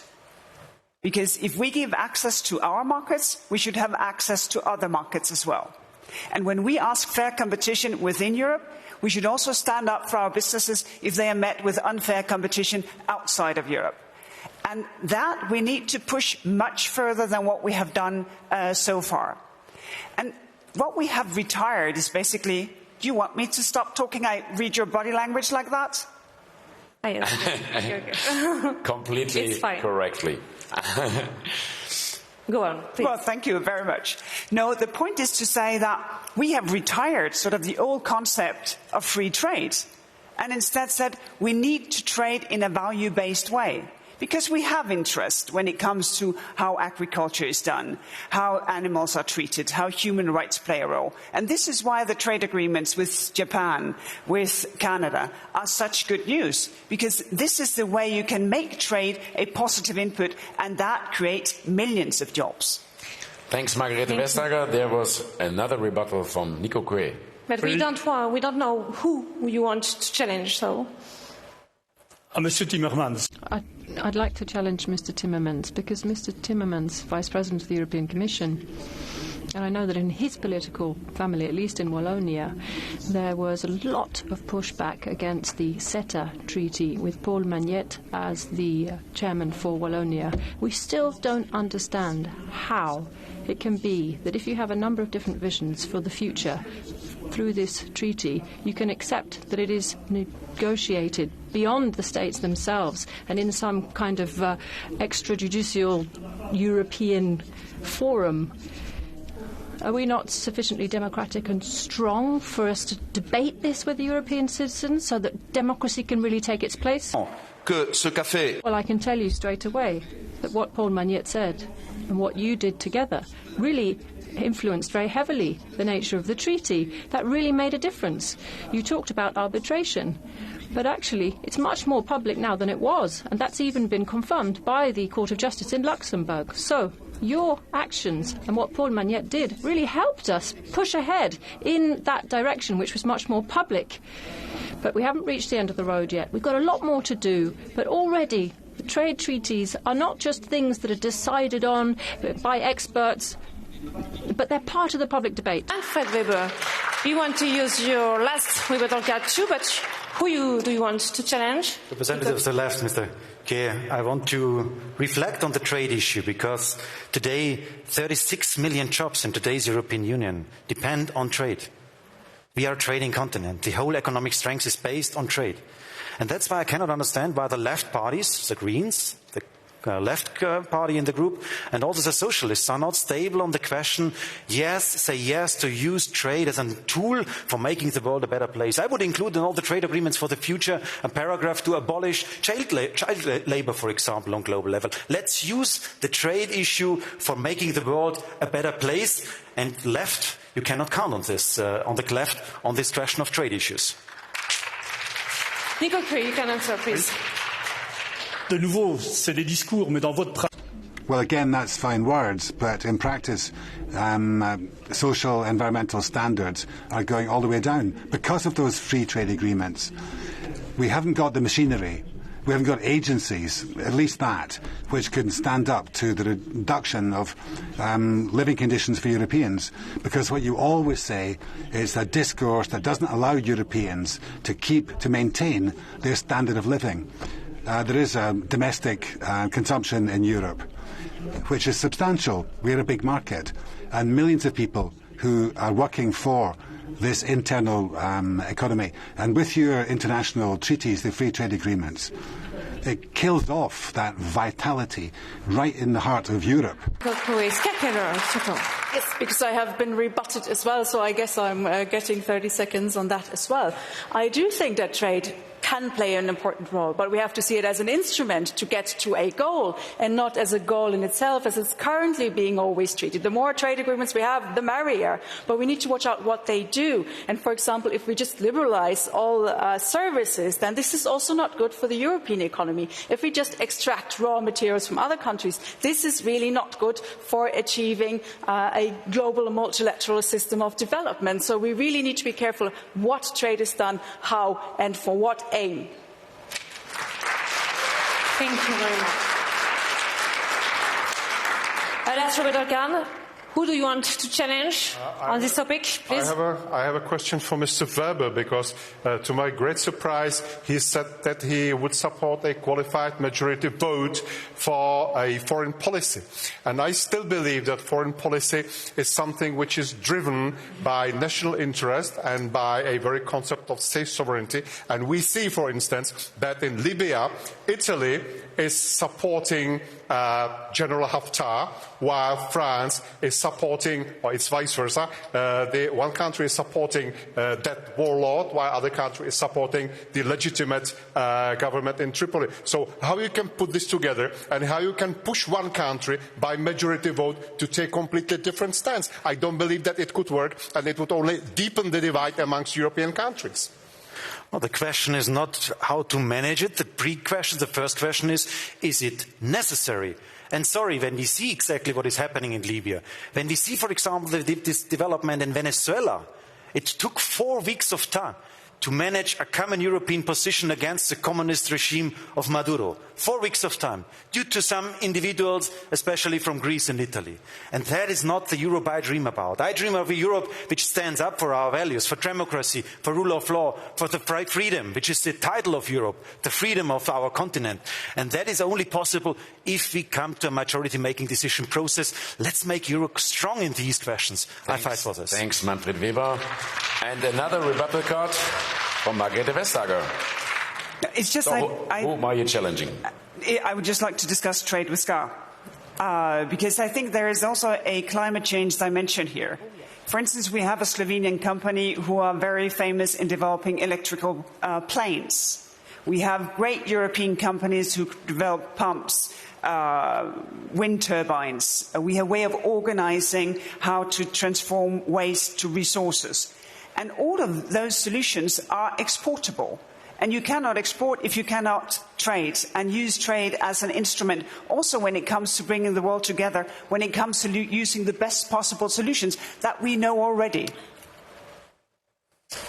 I agree. And yes, we don't want to stop trade, but indeed it needs to take care, for example, of the climate dimension. In the current trade agreements, that is not in anywhere. We don't take into account, for example, all the CO2 emissions that we're creating. The Paris Agreement is not mentioned in any of the trade agreements. Even human rights are totally just a nice addition, decoration, but they're not sanctionable. So we need to put the Paris Agreement, our climate targets that we have all agreed in, into the trade agreements, and that we have tried to do. We haven't so far gotten a majority in the European Parliament, but we're struggling for that, because indeed the Paris Agreement, the climate goals need to be everywhere, also in the trade agreements. Thank you. Thank you. So I think you all use your rebuttal card. Only Franz Timmermans, you have a last rebuttal card, so we are waiting for it. Thank you all for your answers. So our final topic is the increasing feeling of many people that the European Union doesn't function anymore. The British voted to leave the Union. In Hungary, Viktor Orban wins election with the slogan, "Stop Brussels." In Italy, Matteo Salvini clearly rides the same waves. And European values are under threat. There are already rule of law procedures against Poland, Hungary, with more to come. And turnout for the election has steadily declined over the decade. So our question to the candidate is, how do you explain the rise of Euroscepticism, and what is your share of responsibility? Ska. I would even say that the problem is bigger. The name of the problem is bigger. It's nationalism. It's dividing the European Union. There's forces that want to destroy the European Union and that also don't recognize the human rights of other human beings. That is the problem that we face in Europe. And there's a lot of things that, of course, we need to do about that, can do about. And I think one very important one is not to give them too much space, because it's not a law of nature that they have to become bigger and bigger. And they're not, if we look around in different European countries. We all, as Europeans, take part in the decision of how much space we give those nationalist forces in the European elections. And also, as European parties, we need to take a decision. Are we collaborating with those extremist forces? Unfortunately, the EPP, we have that situation in Austria, where you have been partnering with the FPÖ. We have the whole Orban issue that hasn't been solved yet. So I think it's a problem of whether we should take distance, whether we say we stand strongly on the basis of European values and human rights, or we don't do it. Thank you very much, Ska Keller. Franz Timmermans, what is your share of responsibility, be it politics, be it communications of the actual acting European Commission? Let's be very clear. People who used to vote for my party and many parties here are now voting for nationalist parties, sometimes even extremist parties. That's our fault. Apparently, we did not convince them to stay with us. Apparently, they believe in these propositions. They're now being disappointed. Look at what the divisiveness of Brexit has done to the United Kingdom. Today, the United Kingdom looks like Game of Thrones on steroids. And that's because of this divisive politics. Tomorrow's headline.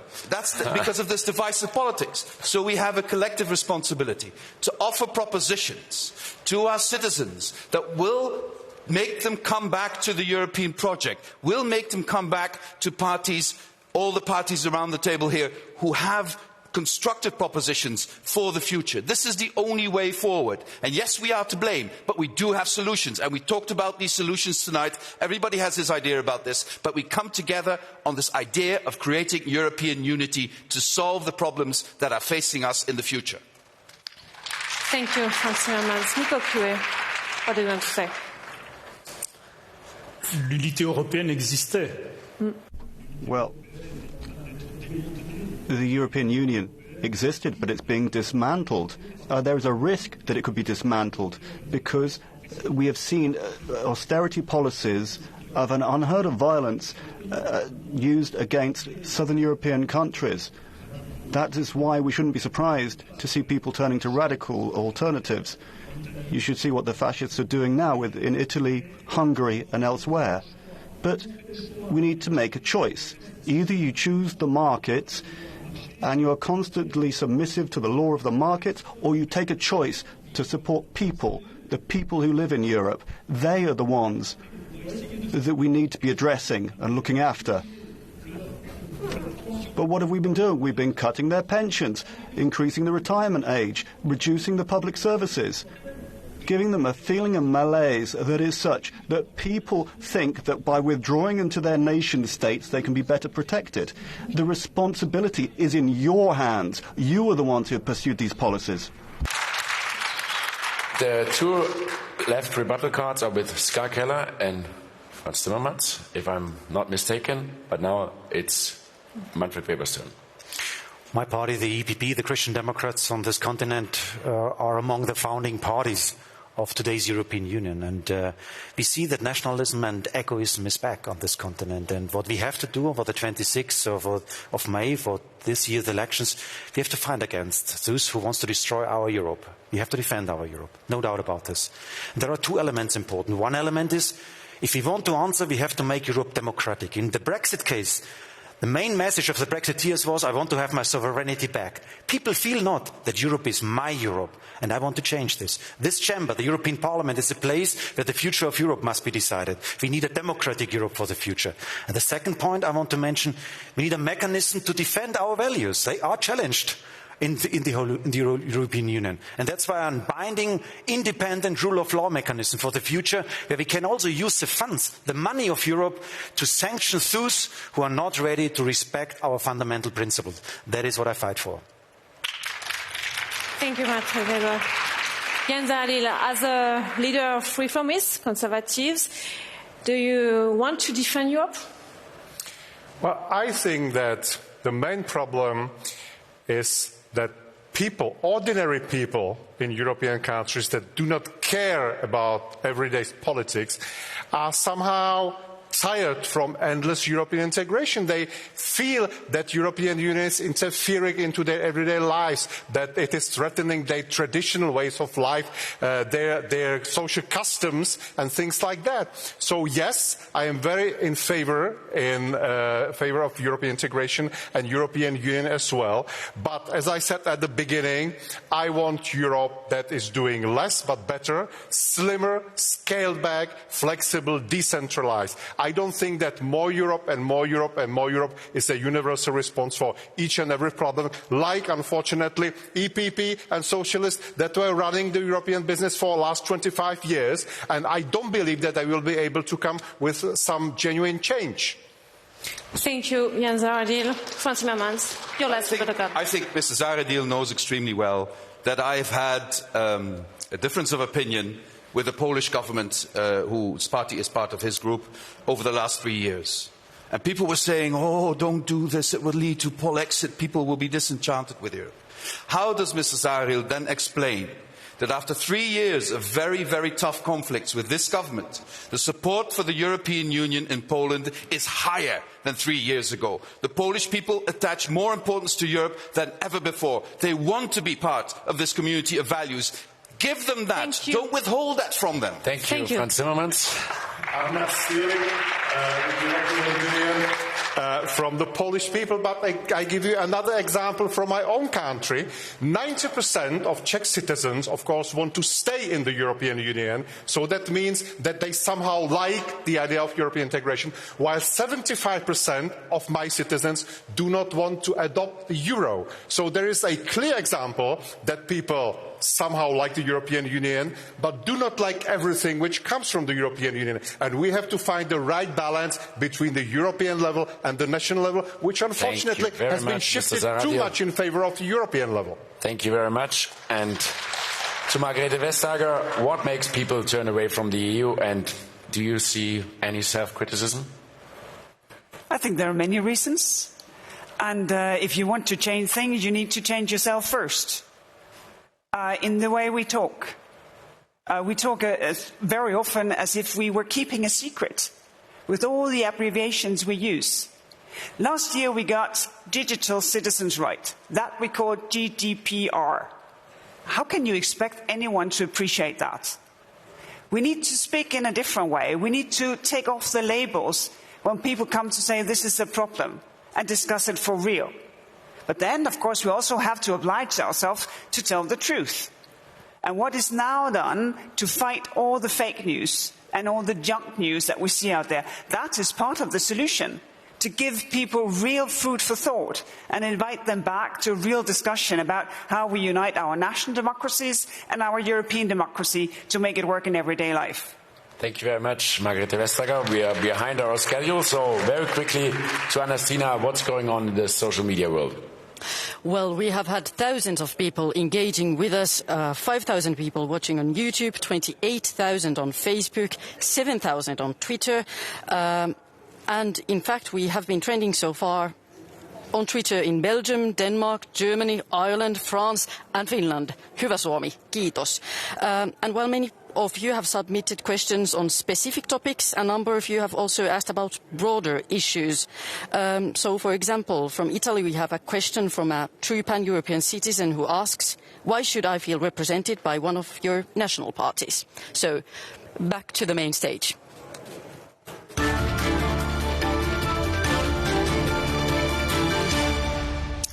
The candidates now have one final opportunity to ask for your support. So the six of you stage would like to lead Europe for the next years. So 1 minute to close. Franz Timmermans.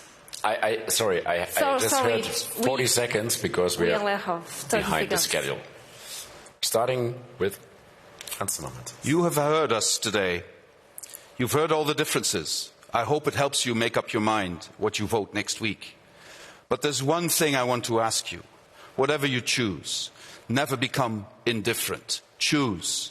Let your voice be heard. If you don't vote, somebody else will take your voice. It's like giving your money to somebody else to decide about your future.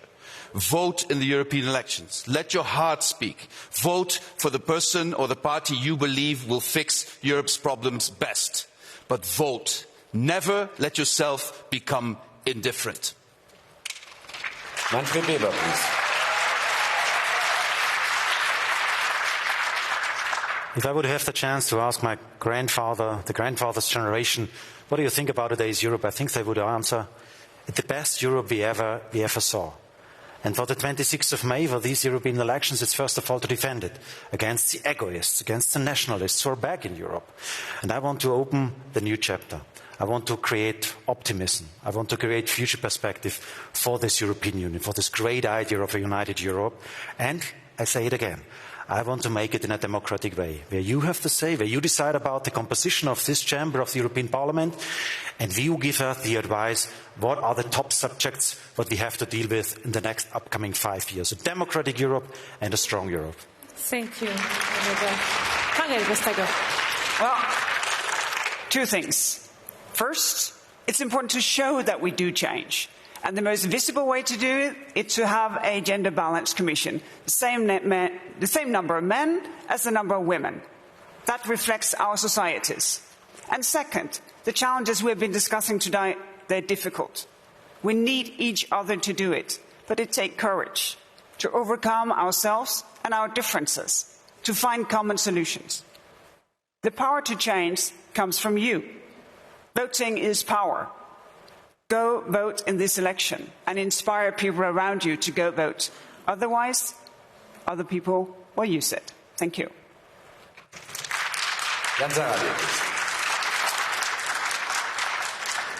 I would say that probably no one here at this stage is happy with the state of play of the European Union, but each of us has a different recipe what to do with that. My country joined the European Union 15 years ago. I'm coming from a rather different part of Europe, maybe with a different life experience, and maybe with different paradigm of European integration. And I have a feeling that sometimes this is not widely understood in other parts of Europe, that we are more sensitive to questions like national sovereignty or national identity. So in order to work together, to live together, to cooperate together, we have to find the way how to sort it out, and we have to find the right balance between European level and national level, as I said at the beginning. Thank you. Skakero. All over Europe, young people are taking to the streets because they fear for their future. And they turn that fear and the anger at the politicians not doing anything. They turn that fear and that anger into action. And we need to do the same. We need to act because there is hope for a better future. And yes, it can be done. But it does need change, and it does need courage. And it does need a strong force in the European Parliament that will fight for climate protection, for social Europe and for democracy, not just in words, but also in action. And that is our offer as Greens to all Europeans.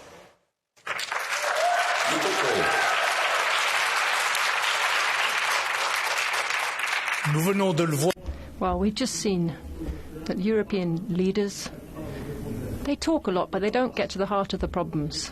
They're not dealing with climate change, global warming, precariousness. They're not dealing with tax evasion. We want a Europe that actually takes these problems and deals with them by the horns. In Spain, we want people to vote for Europe, for feminism. In Italy, people are voting.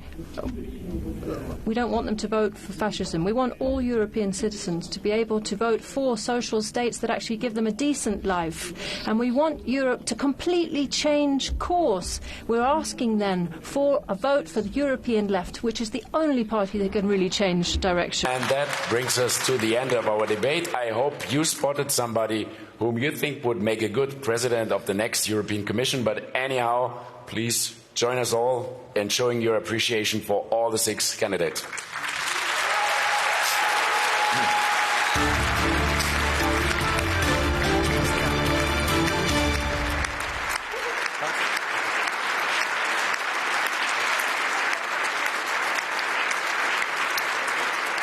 Thanks for this debate, but of course the conversation continues online. And Astina, what happened online?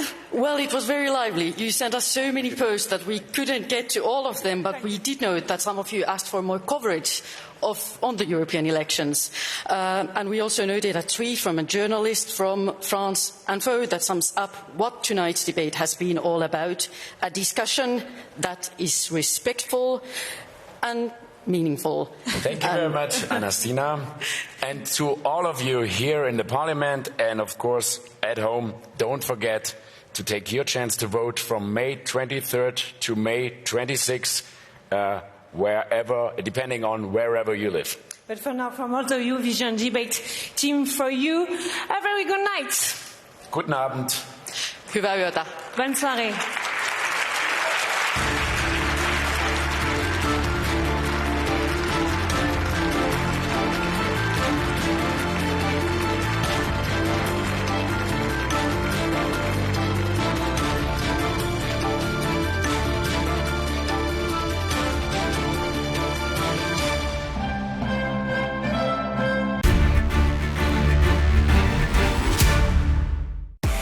This election year, I'm travelling around Europe, starting the day with MEPs, sitting down at their favourite morning spots for a tasty talk about their vision for Europe. Join me for Breakfast with Belle on Good Morning Europe. This Saturday on Euronews. In this week's Business Planet, we're in the Czech Republic to see how one nanotechnology cluster is doing big things with the very small. It's maximising tech talent by helping firms scale up and break into international markets.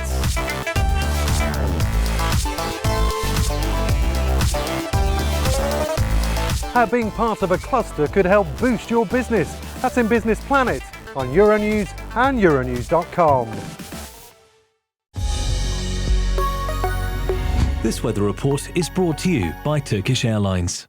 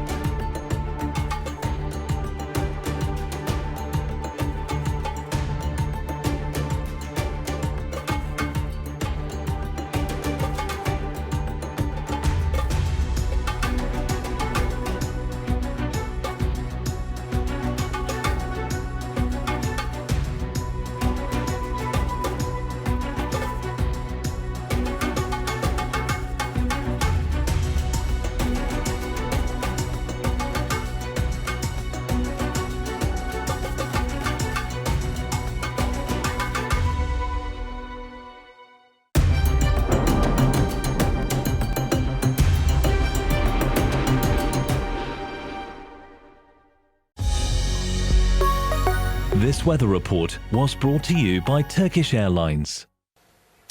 OK, well, we've just heard from the politicians in tonight's big debate, but now it is your turn. We're live, and we want to hear from you. It's Raw Politics, your call.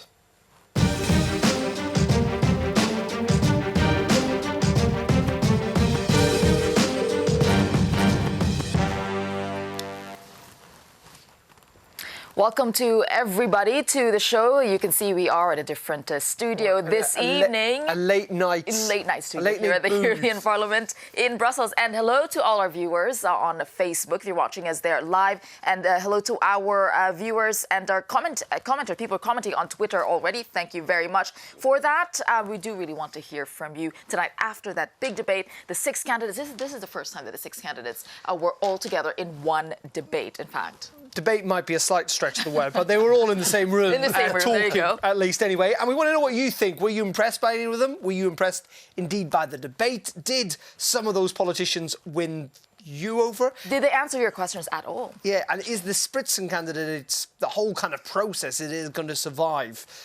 So what do you think? What do you think of the issues they talked about? A whole wide range of stuff, from migration through to dealing with Donald Trump, to the environment. Climate change came up. Taxing, big tech, populism. There was a whole range of topics. Anyway, so get in touch with us. You know what to do. Pick up the phone. The lines are open. We have got +322 283 0283. I'll call that again. It is a Belgium number. Please do get in touch. 0032 2283 0283. Hopefully those details are on your screen. Also, though, you can get in touch via Skype. We'd love to see your face at 10:30 at night here in Brussels. The handle is Raw Politics. You can email us at rawpol@euronews.com, or indeed, if you're on Facebook or Twitter, use the hashtag Raw Politics. Right, we're already waiting. So, okay, social media ready. And joining us tonight to join in the debate, talk about the Spitzenkandidat debate that we saw earlier, we have William Dartmouth. He's a British MEP, independent MEP with the Europe of Freedom and Direct Democracy Group. And also joining us, Jennifer Baker, an EU policy journalist and founder of BrusselsGeek.com. So Good evening. Good evening. Watching that, okay, let me ask each of you, what was your favourite moment, William? Well, I think that my most depressing moment was when Frans Timmermans announced that he was going to tax aviation fuel. So that is the end of aviation in Europe, and possibly the end of Airbus as well. And it amazes me that Mr.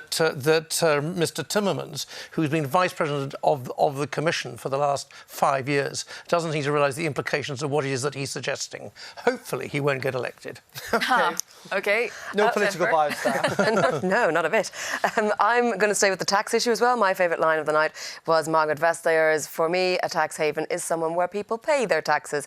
I mean, that question... I thought that was brilliant. It was a very good line. You know, she showed her class there, I think. But that was the digital question, which we always knew was going to come up, and we always knew she was going to knock that one out of the park. So I think it was kind of interesting to see her dealing with the climate issues and kind of going up against Ska Keller on that, discussing that. But also, I thought what was quite interesting is there was some quite nice coalition building bits of it, where they didn't all attack it. Well, they need to. Better than a Frans Timmermans joke about Alexa. Oh, we've heard that so many times. We've heard that many times. Anyway, instead of talking about it, let's have a look back at some of the highlights of tonight's debate. Here's a recap of what they all had to say.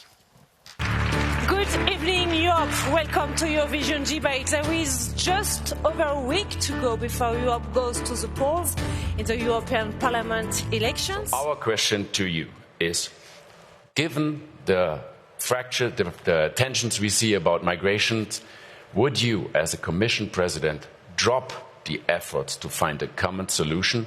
And if not, how do you solve the problem? First of all, I have to say that I would never repeat the same mistake like the current Commission by introducing mandatory quota, which unfortunately didn't work and which unfortunately only deepened the divide between eastern part and western part of Europe. I believe that we should find another solutions. We should respect the sovereign right of governments and parliaments in member states to grant or not to grant asylum, to grant or not to grant temporary or permanent settlement or even citizenship. But really, what is absolutely unacceptable is what's happening right now in the Mediterranean. People are drowning, and we know where they are. They are calling the search and rescue center. No one is picking up the phone. The Italians are telling them to call the Libyans. In Libya, no one is answering the phone. There is a civil war in Libya. There is no coast guard, and we're even giving to those militias, which call themselves coast guards, support. This should not happen. We need to have a European search and rescue effort. Well, let me recall that immigration is first and foremost a human drama, and I'm actually the son of an illegal immigrant. My parents arrived here without any documents, and more than 30,000 people have been killed in the Mediterranean. 50 people were killed just yesterday in the Mediterranean when a boat capsized. And I think the European Union has a great responsibility here, and all of the policies that have led to destabilization need to be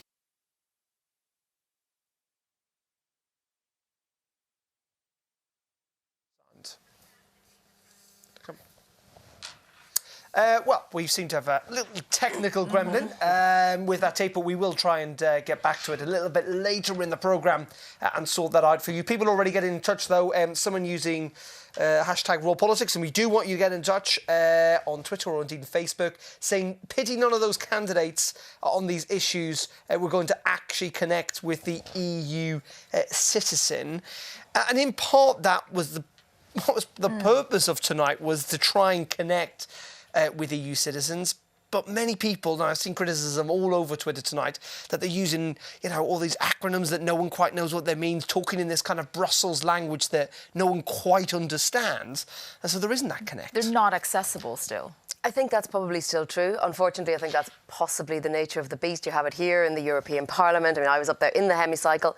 People weren't all that switched on up there either. I mean, there was kind of sort of quiet sighs when some of the sort of, if you like, bingo cards phrases came out. And yeah, that is a problem. That is genuinely going to be a struggle. At the same time, you've got to ask, who is tuning in to watch the Spitzenkandidaten debate around the EU? It's people who are basically EU nerds, who care about it, who really want to be involved. And to those people, they may well grasp a little bit more than your average, Joe sitting at home. But isn't the point... sorry, just to pick up on this, William, but this does matter.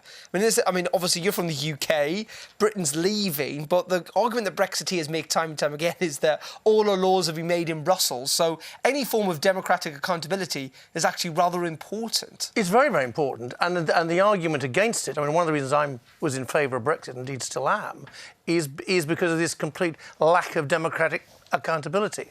Now, I think one of the problems is that all the people we saw there tonight, I mean, they're all, let's face it, they're all insiders, and they all speak in these acronyms. I mean, I spent 5 years of my life working in corporate America, and I never thought I'd ever come across so many acronyms ever again. Wrong. When I got to the European institutions, it's all full of acronyms, and they're all designed to exclude people, actually. They're all designed to exclude people. So it is hard to understand what's going on, actually. One thing, though... But there is a slightly more important point, which is that with a single and honourable exception of Jan Zahradil, who I know well, but I think I've just mispronounced his name, pretty much all these candidates are agreed on the main outline of policy. All these candidates, all these other candidates, use the term solidarity, European solidarity, over and over and over again in different contexts. Well, there's a whole world out there. Well, what's wrong with solidarity? Well, that doesn't European solidarity, that doesn't subscribe to European solidarity. That's my point. That doesn't subscribe to European solidarity, and that wasn't represented there at all. And maybe that's another reason. But one thing, though... Williams may not be standing again, but he's continued to campaign. He is. Okay, one thing, though, that all the candidates seem to have agreed on, because everyone is using the word, we have to reform, we have to change, we have to retune, renew, all these words of changing. No one seems to want to keep the status quo. Is the status quo that bad now in Europe that this is the main problem? I mean, I think to a degree all those people represent the status quo. I mean, which is interesting that they all want to change it. Yeah, I think change is just one of those buzzwords. I mean, we even have to go back to the Obama era to see change as one of these. It's just a sloganeering term that I think everyone feels the need to trot out because voters get switched on by the idea of change, even if they deep down know no change is ever really going to be delivered because it's still the politicians who are going to get elected. That's the thing with politics. It's run by politicians. And I do think what we saw tonight was... Yeah, it was 6 elevator pitches. It wasn't really a debate. I don't really think it was connecting with anyone on a really meaningful level. Out of the 6 of them, I think Frans Timmermans probably did the best at that because he kept referring to what people said to him when he was out on the campaign trail and what he hears, which at least gives some sort of reflection that, well, maybe he's actually meeting people. Right. But the others, you get the impression that they're just meeting amongst themselves. OK, I think we have a caller already. So we have Ken from Newcastle upon Tyne. Ken, what is your question. What did you make of what you saw between those 6 candidates there? Well, I would like to comment. I have never heard of a debate in Britain in the House of Commons, because they're always exactly the same formula. They always state their position, but that is not my main point. My main question really is how do the candidates suggest we deal with the Brexit issue? Well, it is interesting, of course, it didn't come up tonight, and in fact, actually, someone else has tweeted in saying, have the candidates avoided the Brexit theme, or did they just forget about what a mess is happening are you talking to up me? in London? Sorry, Ken? Is that gentleman talking to me? Yes, carry on, Ken. I can't hear.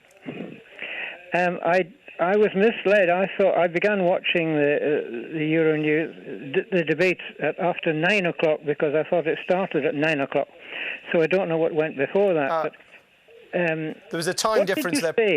Pick up on that. Just to pick up on what Ken's saying there, I mean, it wasn't really brought up. In some ways, it was quite refreshing, though. A reminder that actually not Europe is all dominated by Brexit. Well, I mean, first of all, Ken, if I may presume to call you Ken, has actually made a great point. The other thing is that, as a British citizen, it was actually rather a relief to have a whole hour and a quarter discussion of politics, and I'm afraid I was there nerdly taking notes without Brexit mentioned once. But there is a serious point there. Most companies, or let's say it's an advertising agency, they lose their second biggest client. It does cause a little bit of, self-questioning, and there was very, very little self-questioning there. And I think that's one of the problems. And I think that's one of the problems with this sort of disengagement which is around. I don't know what anyone else thinks. Ken, just to bring you back in again, if you're still there. Yes.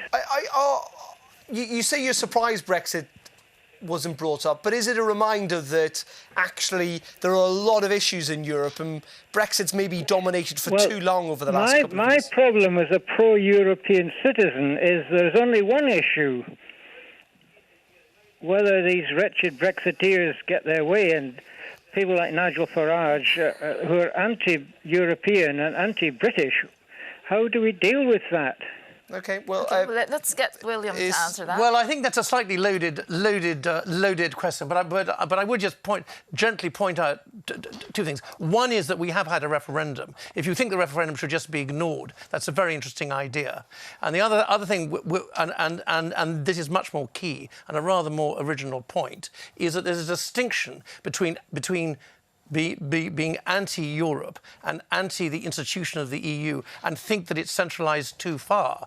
Now, even Timmermans, who's the classic insider, and he's been Vice President of the Commission for the last 5 years, said that it ought to be reformed. Now, people like me, and there's a lot of us, have taken the view that it hasn't been reformed and is unreformable.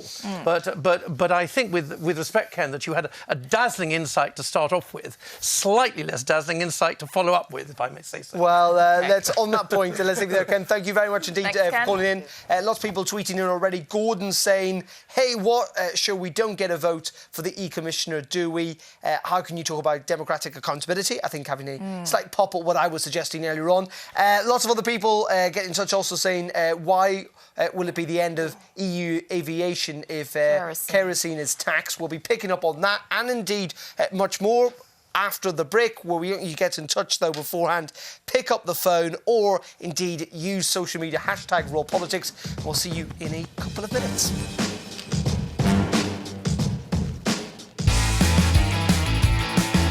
We are on our red sofa and we're hoping to speak to Italian people. La situazione italiana riguardo l'economia è molto difficile. The borderless Europe makes their life easier, especially for those who live in different countries. We can travel and it's free and I really like it. Culturalmente no hay apenas diferencia, de verdad. Another issue here in this part of Europe is a train line. It's very politically sensitive. It's the missing link of the Mediterranean corridor. They are looking at the valley like a transit area. Well, most of the people we spoke to say that they are going to vote, but they don't think that this is going to make a positive change in their lives. Well, let's continue driving and see what else we find out.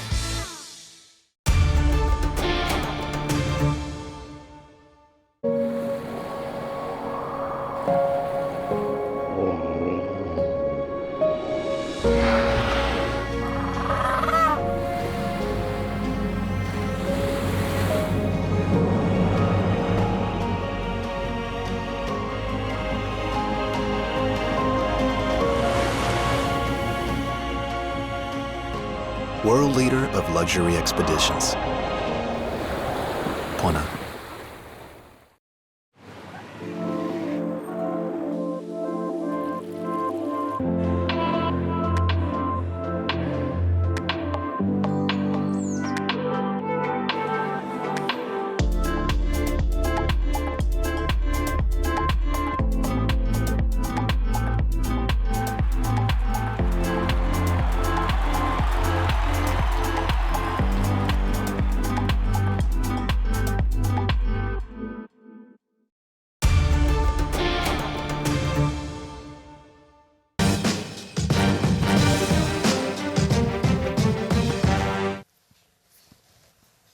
Welcome back to Raw Politics, your call, where we're having a late night edition after that debate involving the candidates who want to take over from Jean-Claude Juncker, who want to steer the direction of the European Commission over the next 5 years. We want to know, even if you weren't watching the debate or if you were, what you made of it. Were you convinced by any of them? We want you to get in touch. Please do give us a call. The number, slightly changed tonight, is 0032. It's a Belgium number. 22830283, or indeed email us rawpoll@euronews.com. Pick up Skype. Yeah, we'd love to see you. As you always say, we need more Skype callers as well. Or indeed use hashtag #RawPolitics on Twitter and Facebook. People are tweeting in already. I think we've got Alex saying that I think it was you. It was Jennifer who said this. Jennifer has made a good point, saying that those that tune into debates and tell Europe are probably EU nerds and professionals. The question is, how do we make EU election debates more mainstream? We'll be touching on that. We will be. And I think an interesting comment also is someone asking, why don't we get to vote for EU Commissioner? You talk about democratic accountability. That's from Gordon. OK, we'll also touch on that. But first of all, let's go to our team in Lyon, The Cube, who's monitoring social media for us. Let's head over to them. Hello Tessa, hello Darren. This is theCUBE, our social media centre right in the heart of Europe. And why does social media matter? Well, I'll tell you, because you get a sense from this who was watching. You had a tweet there where somebody was saying maybe it's just the geeks and the professionals.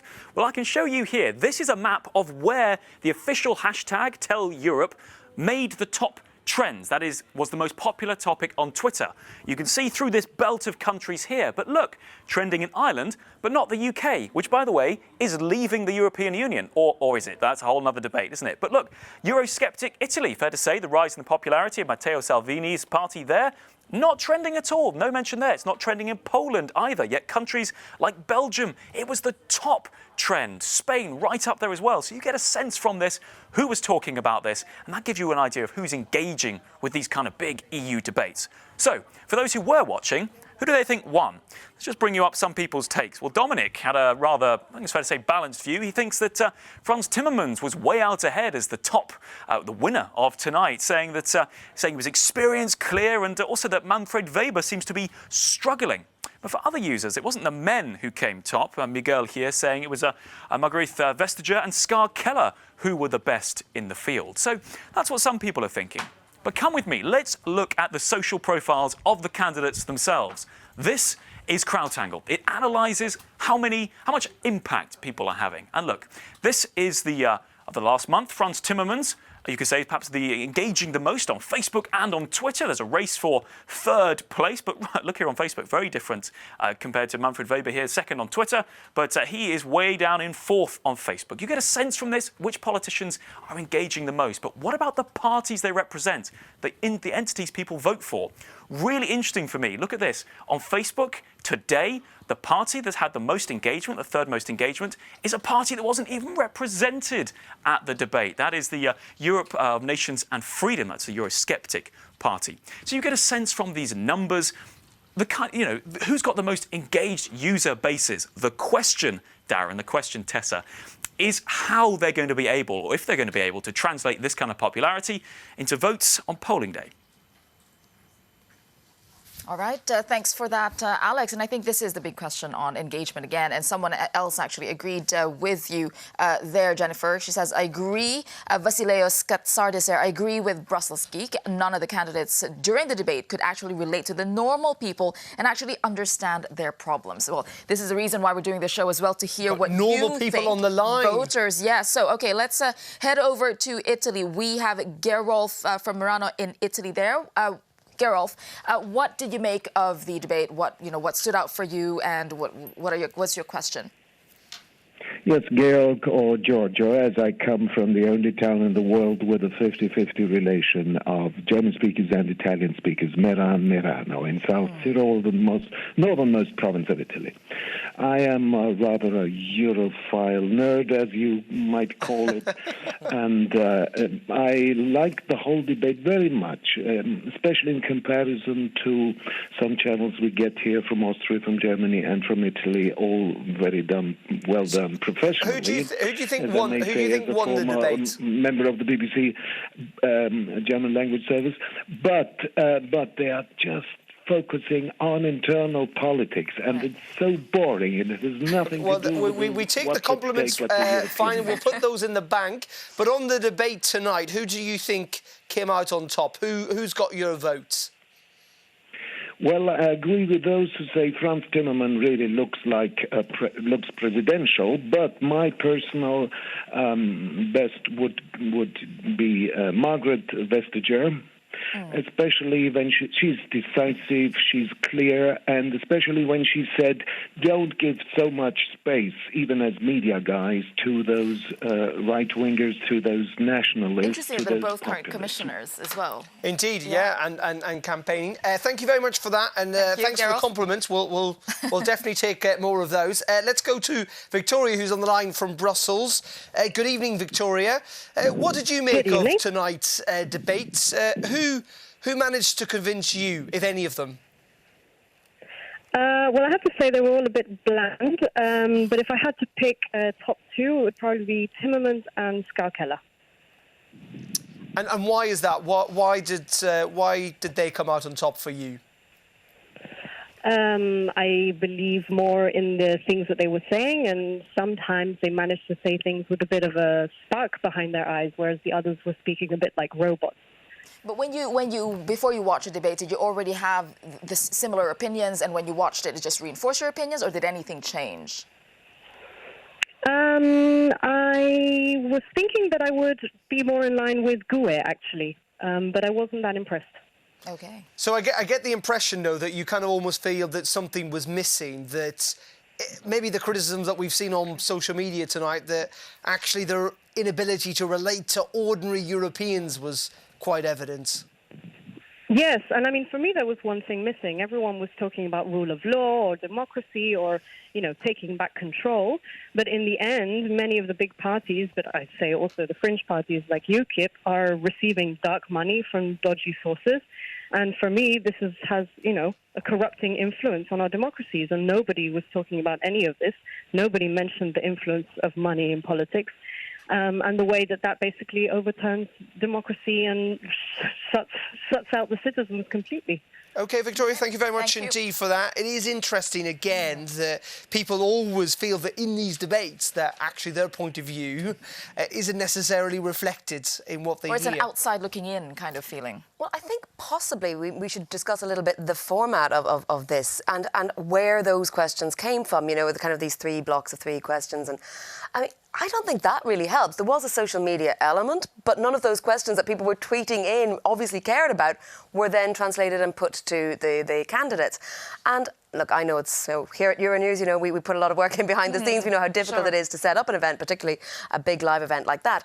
But really, I feel like it could have been more dynamic. It could have had sort of citizen engagement. Feel like a debate, it didn't feel like a debate. It felt like 6 elevator pitches with the occasional cards that they were using not very well, to be quite honest with you. I mean, you do see one thing Britain does very well. It's got a question time programme where members of the audience are there really hammering home questions at the politicians, and they are on the spot and have to answer. It would be so refreshing to see something like that for the Spitzenkandidaten process, if it even continues. William, just very quickly on that. Yeah. Well, I think you're absolutely right. I think the day will come, perhaps, when these candidates will be brave enough to take unmoderated questions from the audience, but perhaps with a chairman. But it's very difficult to do. Just in terms of who did best, if I may just say this, I thought Margaret Vesica, who I've read about, never actually, but only seen a couple of times, was absolutely a class act. But she never said anything of real substance. Okay. Whereas, oddly enough, Jan Zahedil is less adroit in English and so on, but he said the most interesting thing. But also, you kind of agree with him, with his point of view. But it's not Lennox I kind of agree with him. Do you agree with William, or indeed, what do you think? We want you to get in touch. The lines are still open. Please do pick up the phone. Give us a call. The contact details are on your screen. Hashtag #RawPolitics, and we'll be back in a couple of minutes with more highlights and indeed more discussion on tonight's big debate here in Brussels. Stay tuned.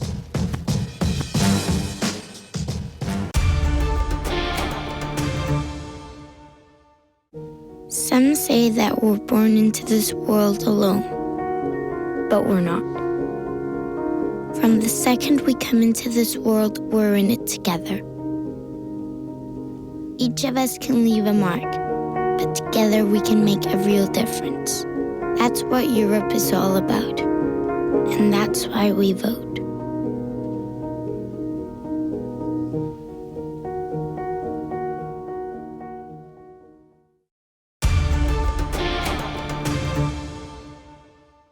Unique European elections coverage. Your voice, your choice.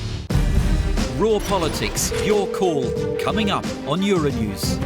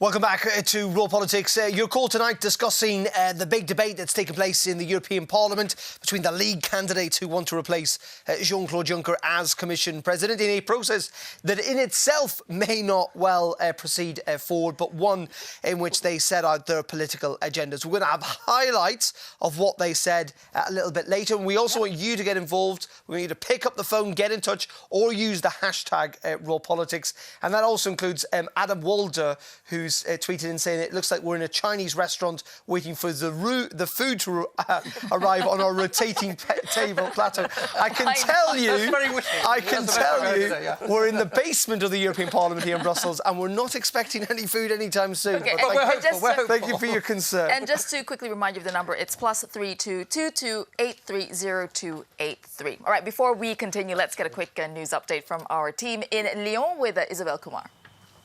Good evening, Tessa and Darren. These are our headlines. And as you've been hearing, climate change, foreign policy, the economy and migration. The contenders for the EU's top job have gone head-to-head in a special Brussels debate. Answering the Christchurch call, 26 countries and tech giants have pledged to prevent online extremist content. The United States chose to stay away.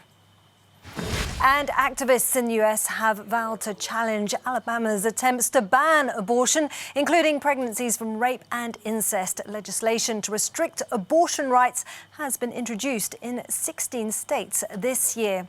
And those are our headlines. Back to you in Brussels. Isabel, thank you very much indeed. There is a full news bulletin coming up in, half an hour's time at 11:30 Brussels time. All right, and I think what we talked about this earlier in the Raw Politics show, the fact that there are no populists, actually, when populism is such a big issue in these elections, in the EU elections, is the fact that there are no populists really in the debate part of the reason why it wasn't as dynamic or didn't raise the issues that should be raised? Yeah, that's kind of a difficult question because I don't know then whether you want to give platforms to people just to liven things up. I mean, to represent. There you go. To represent. Voters support these people, yeah. please. You know, sure. It's a significant slice of public opinion. You may not like it, but it is. Well, I mean, these candidates here are representing the major groups, so I mean, by size in the European Parliament. So, you know, I think that's a fair enough. You have to draw the line somewhere with who do you have on and who do you not have on. I mean, I've been reflecting during our ad breaks and during our news and kind of thinking, you know, maybe politics is boring for a lot of people. I mean, because maybe that's what caused people to switch off. And I don't want to see a sort of a dumbing down of this sort of debate at the same time as thinking... But we do have a lot of fun at the Raw Politics house, don't we? We do. We do. It's I meant the debate. I don't mean politics. It's not all... No, I mean politics in general. May I perhaps make a different point? Sure. What you just said, these people represent the major point, the major groups. Yep. True enough, but the EPP lost 53 seats last time. They're on track, according to the polls, to lose another 41 seats. The S&D are on track to lose 30 seats. I mean, the two big groups which have dominated the European Parliament, basically run it since its inception, are number one, losing. It'll be 100 seats down from 2000 in the case of the EPP. Yeah. Well, it's certainly true. And they'll lose their grand coalition, which has basically been running the place. Now that's a very interesting story. Yep. And also that is maybe why these debates are a bit dead. You know, exactly. Indeed. Well, if this debate happens again, it might look very, very different in 5 years' time. But speaking of the debate, let's actually watch some of the highlights of what went on in Brussels a little bit earlier this evening. Good evening, Europe. Welcome to Eurovision debate. There is just over a week to go before Europe goes to the polls in the European Parliament elections. Our question to you is, given the fracture, the tensions we see about migration, would you, as a Commission President, drop the efforts to find a common solution? And if not, how do you solve the problem? First of all, I have to say that I would never repeat the same mistake like the current Commission by introducing mandatory quota, which unfortunately didn't work and which unfortunately only deepened the divide between eastern part and western part of Europe.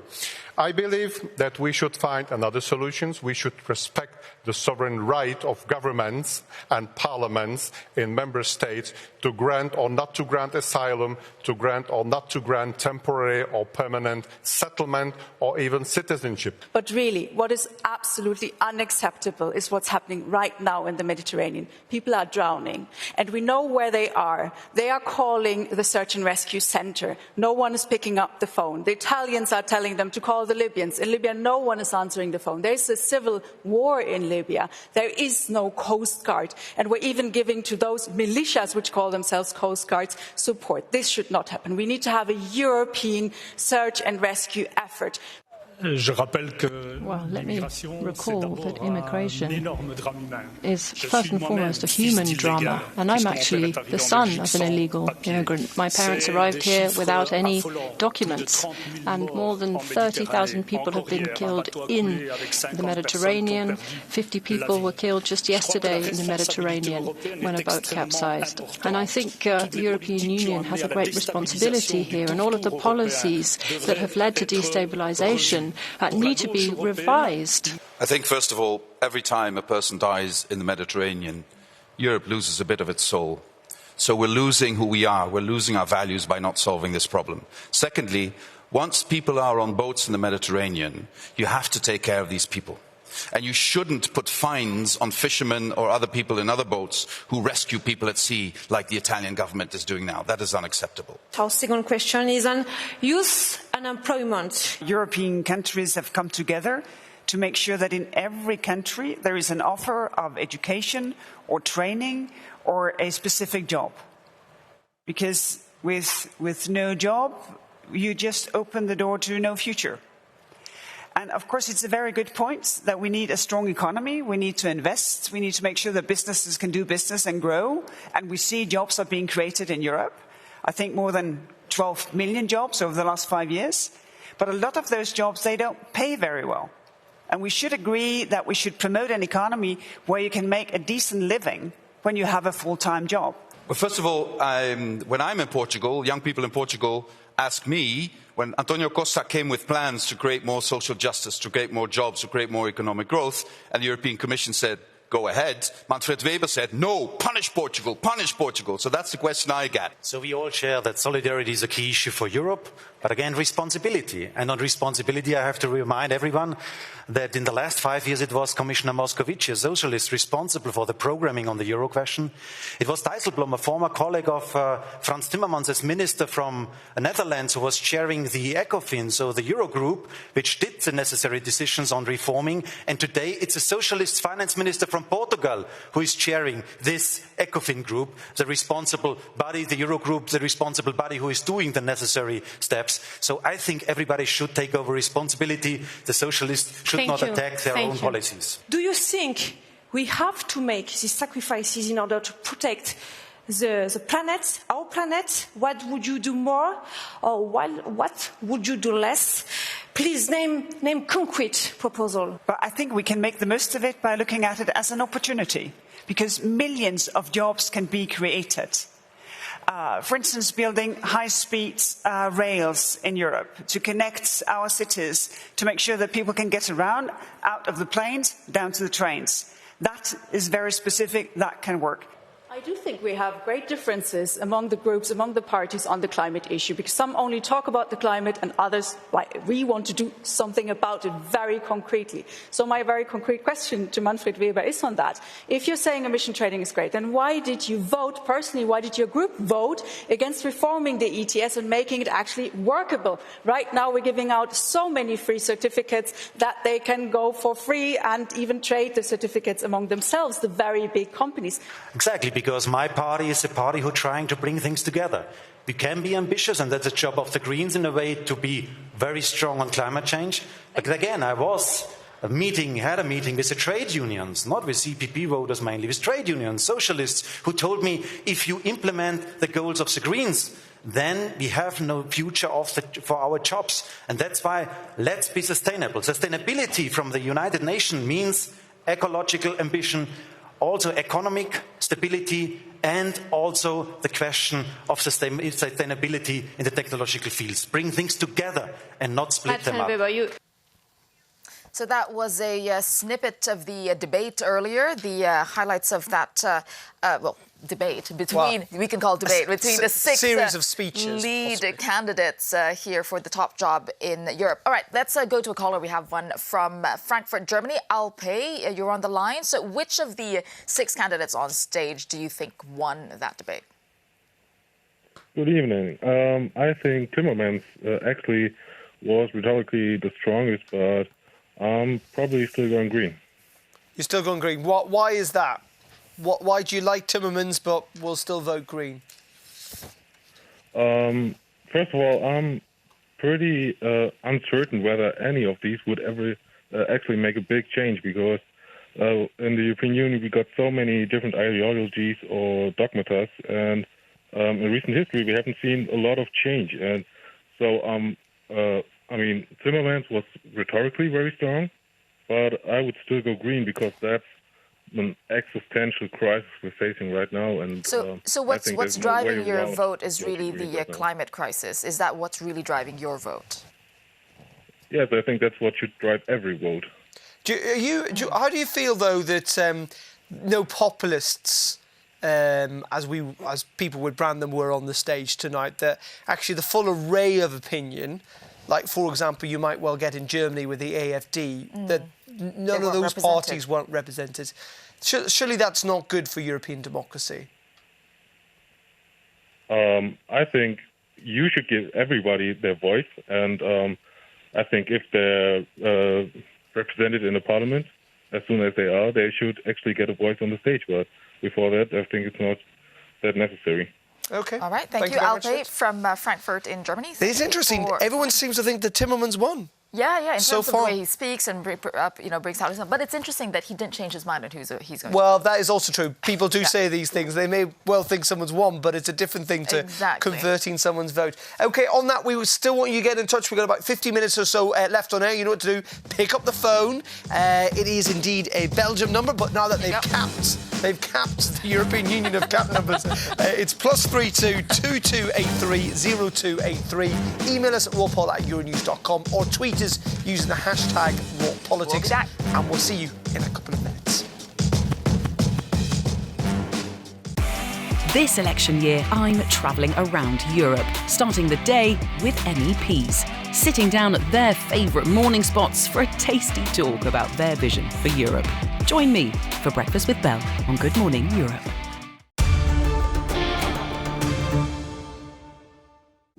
Some say that we're born into this world alone, but we're not.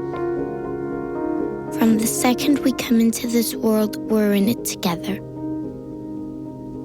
Each of us can leave a mark, but together we can make a real difference. That's what Europe is all about, and that's why we vote.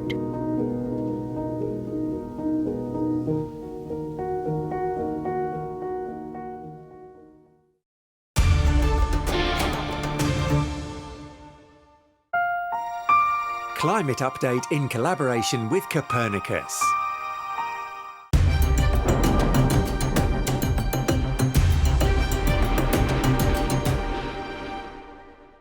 Last month was the second warmest April on record, with above-average temperatures over most of the globe. In Iran and other parts of the Middle East, the unusually wet spring caused continued flooding. Southeastern Siberia, Central and Eastern Europe were drier than average. The warm and dry conditions increased the likelihood of wildfires that swept through the Transbaikal region in Russia, parts of Sweden and the UK. Mozambique was hit by the second devastating cyclone in 2 months. Dozens of people lost their lives and more than 20,000 have been made homeless. The melting of land ice and thermal expansion of the ocean led to a continued rise in sea levels, threatening coastal communities around the world. Over the past 25 years, global sea level has increased by about 8 centimetres.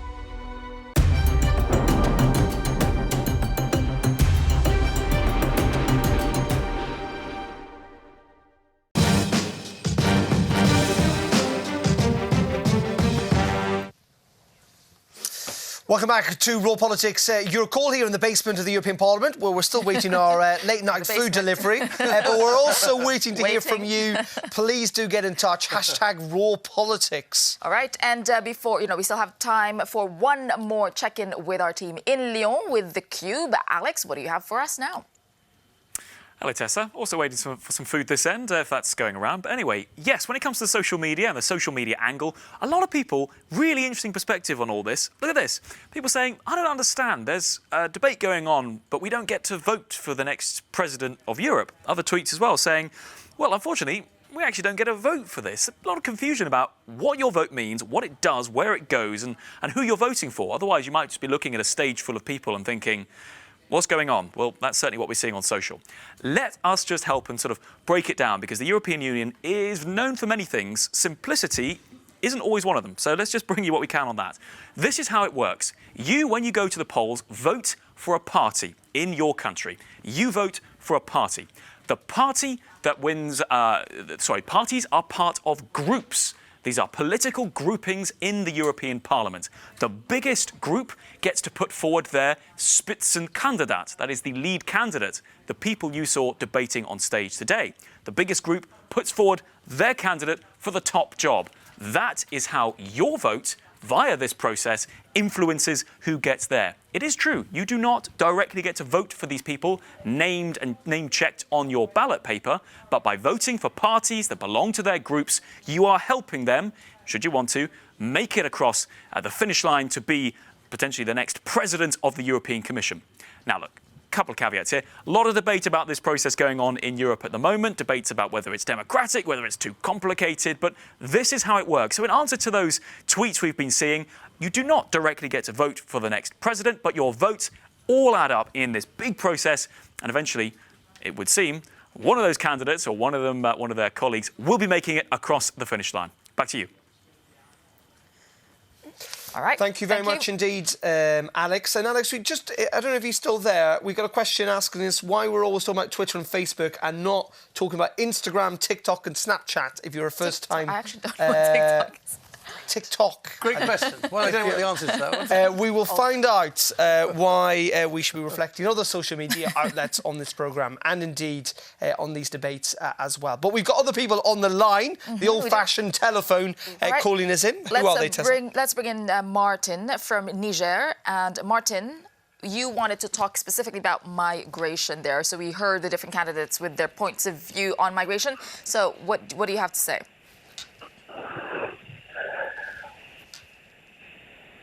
Can you hear us, Martin? European. And can you hear me? Yes, we can. Yes, please go ahead. Good. And I've been working on the migration and asylum issue for 35 years.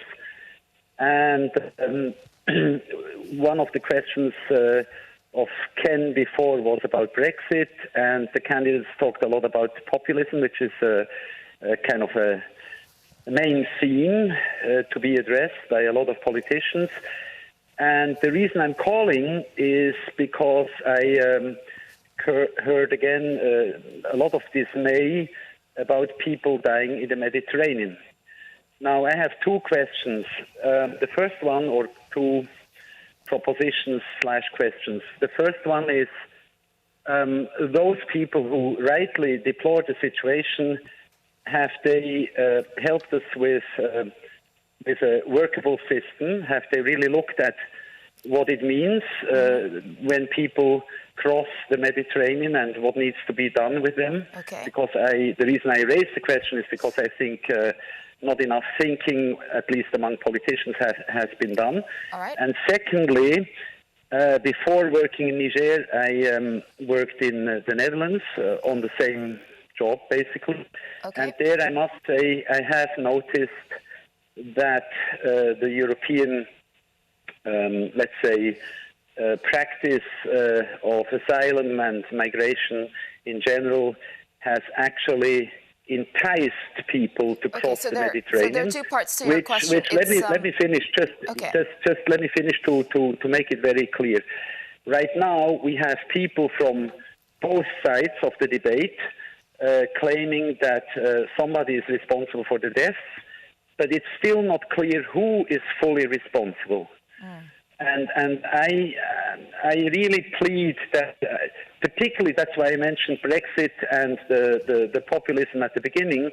I think it really deserves a deeper thinking. I'm not going to elaborate here and now, but I find the question is big and it still lacks a workable answer. It is big and complex indeed, but it is interesting, and thank you very much for that, Martin, for that point, because the issue of migration did come up, and this constant message, I think, actually, that Frans Timmermans made, which is that Europe's future is tied to the future of Africa.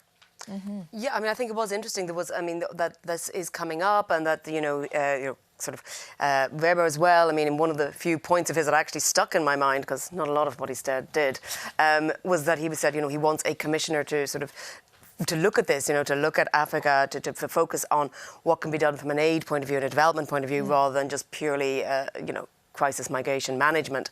And I think it says a lot about the way Europe is turning more broadly than just within this kind of political cycle or this political debate. And I think that's probably welcome. But, as Martin says, there's been a lot of talking and maybe not a lot of hard thinking. There's a lot of resistance also in different member states on getting on board with an EU-wide response. I mean, that is the crux of the matter. It's been the same for years. But in fact, can we go back to what Martin said? Because Martin obviously already knows his stuff. Martin asked the question of is it a workable system? And the answer is no, it's not. Has a new system been arrived at? The asylum system. Well, the system as a whole, I think he meant. I say that. And has that system been solved in the prepared sound bites of the 7 candidates? The answer is no, it hasn't. And Martin also said that this whole process needs much, much deeper thinking. And Martin is 1,000% right on this, actually. And there's too much heat and not enough light. There's too much emotion. Okay. This is not a subject. I think we can't solve the migration. And it can't be solved that easy. No, absolutely not. Let's get another caller on the line. Dennis is calling in from the Netherlands. Good evening, Dennis. What would you like to see? Who do you think won the debate tonight? I'm not about to win the debate, actually. I just want to give my 5 cents. I saw Frans Timmermans talking about CO2 taxes for big polluting companies and saying that this money then could be used for normal citizens to do something with their houses or something. But in the end, Frans Timmermans is an educated man. He knows how economics works. Or how companies work. They won't take the bill for CO2 taxes for themselves. They're just going to put it through to the consumers at the end. So the consumer is going to pay for the pollution, and then he's going to get his money back to do something about his housing. And I think this is just misinformation. I think it's a lie. To your point, Dennis, I think the big question on environment is who pays in this transition. It's in an ambitious transition to a greener policy of the EU. Dennis, thank you very much indeed. Thank you, Dennis. Just very quickly, because we're running out of time, is this debate tonight going to change anything? And will it matter in 6 months' time? I don't think so. I think we talked about how they were speaking sort of to themselves. And let's remember, they are actually speaking to the people who will appoint them, who are the political groups, who are the politicians. So that was their audience? Yeah. One word. Quick one. Will it change anything? Yeah. Well, it actually might, because Timmermans is committed to aviation fuel, which is quite a dramatic thing. OK. It's time now for tonight's last words.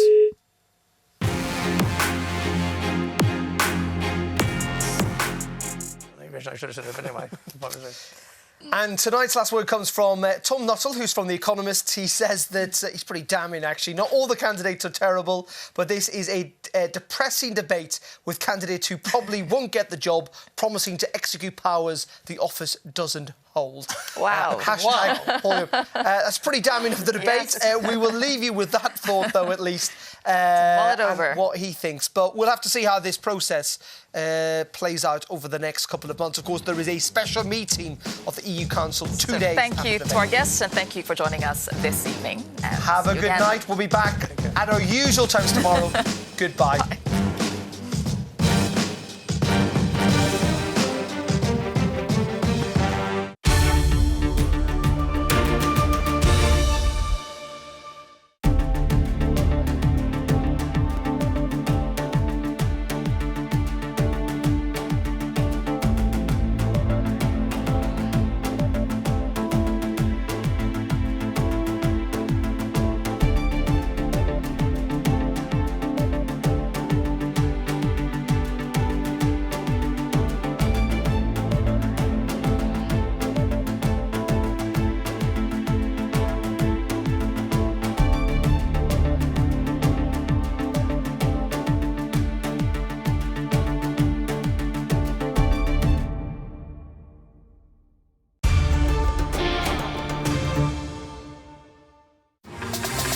The biggest business event of the year, the 12th Astana Economic Forum. Global leaders and leading international experts will come together to discuss the most important issues of the world economy. Over 5,000 participants from 100 countries of the world. 100 speakers. May 16 and 17, Kazakhstan, Nur Sultan, Expo Congress Center.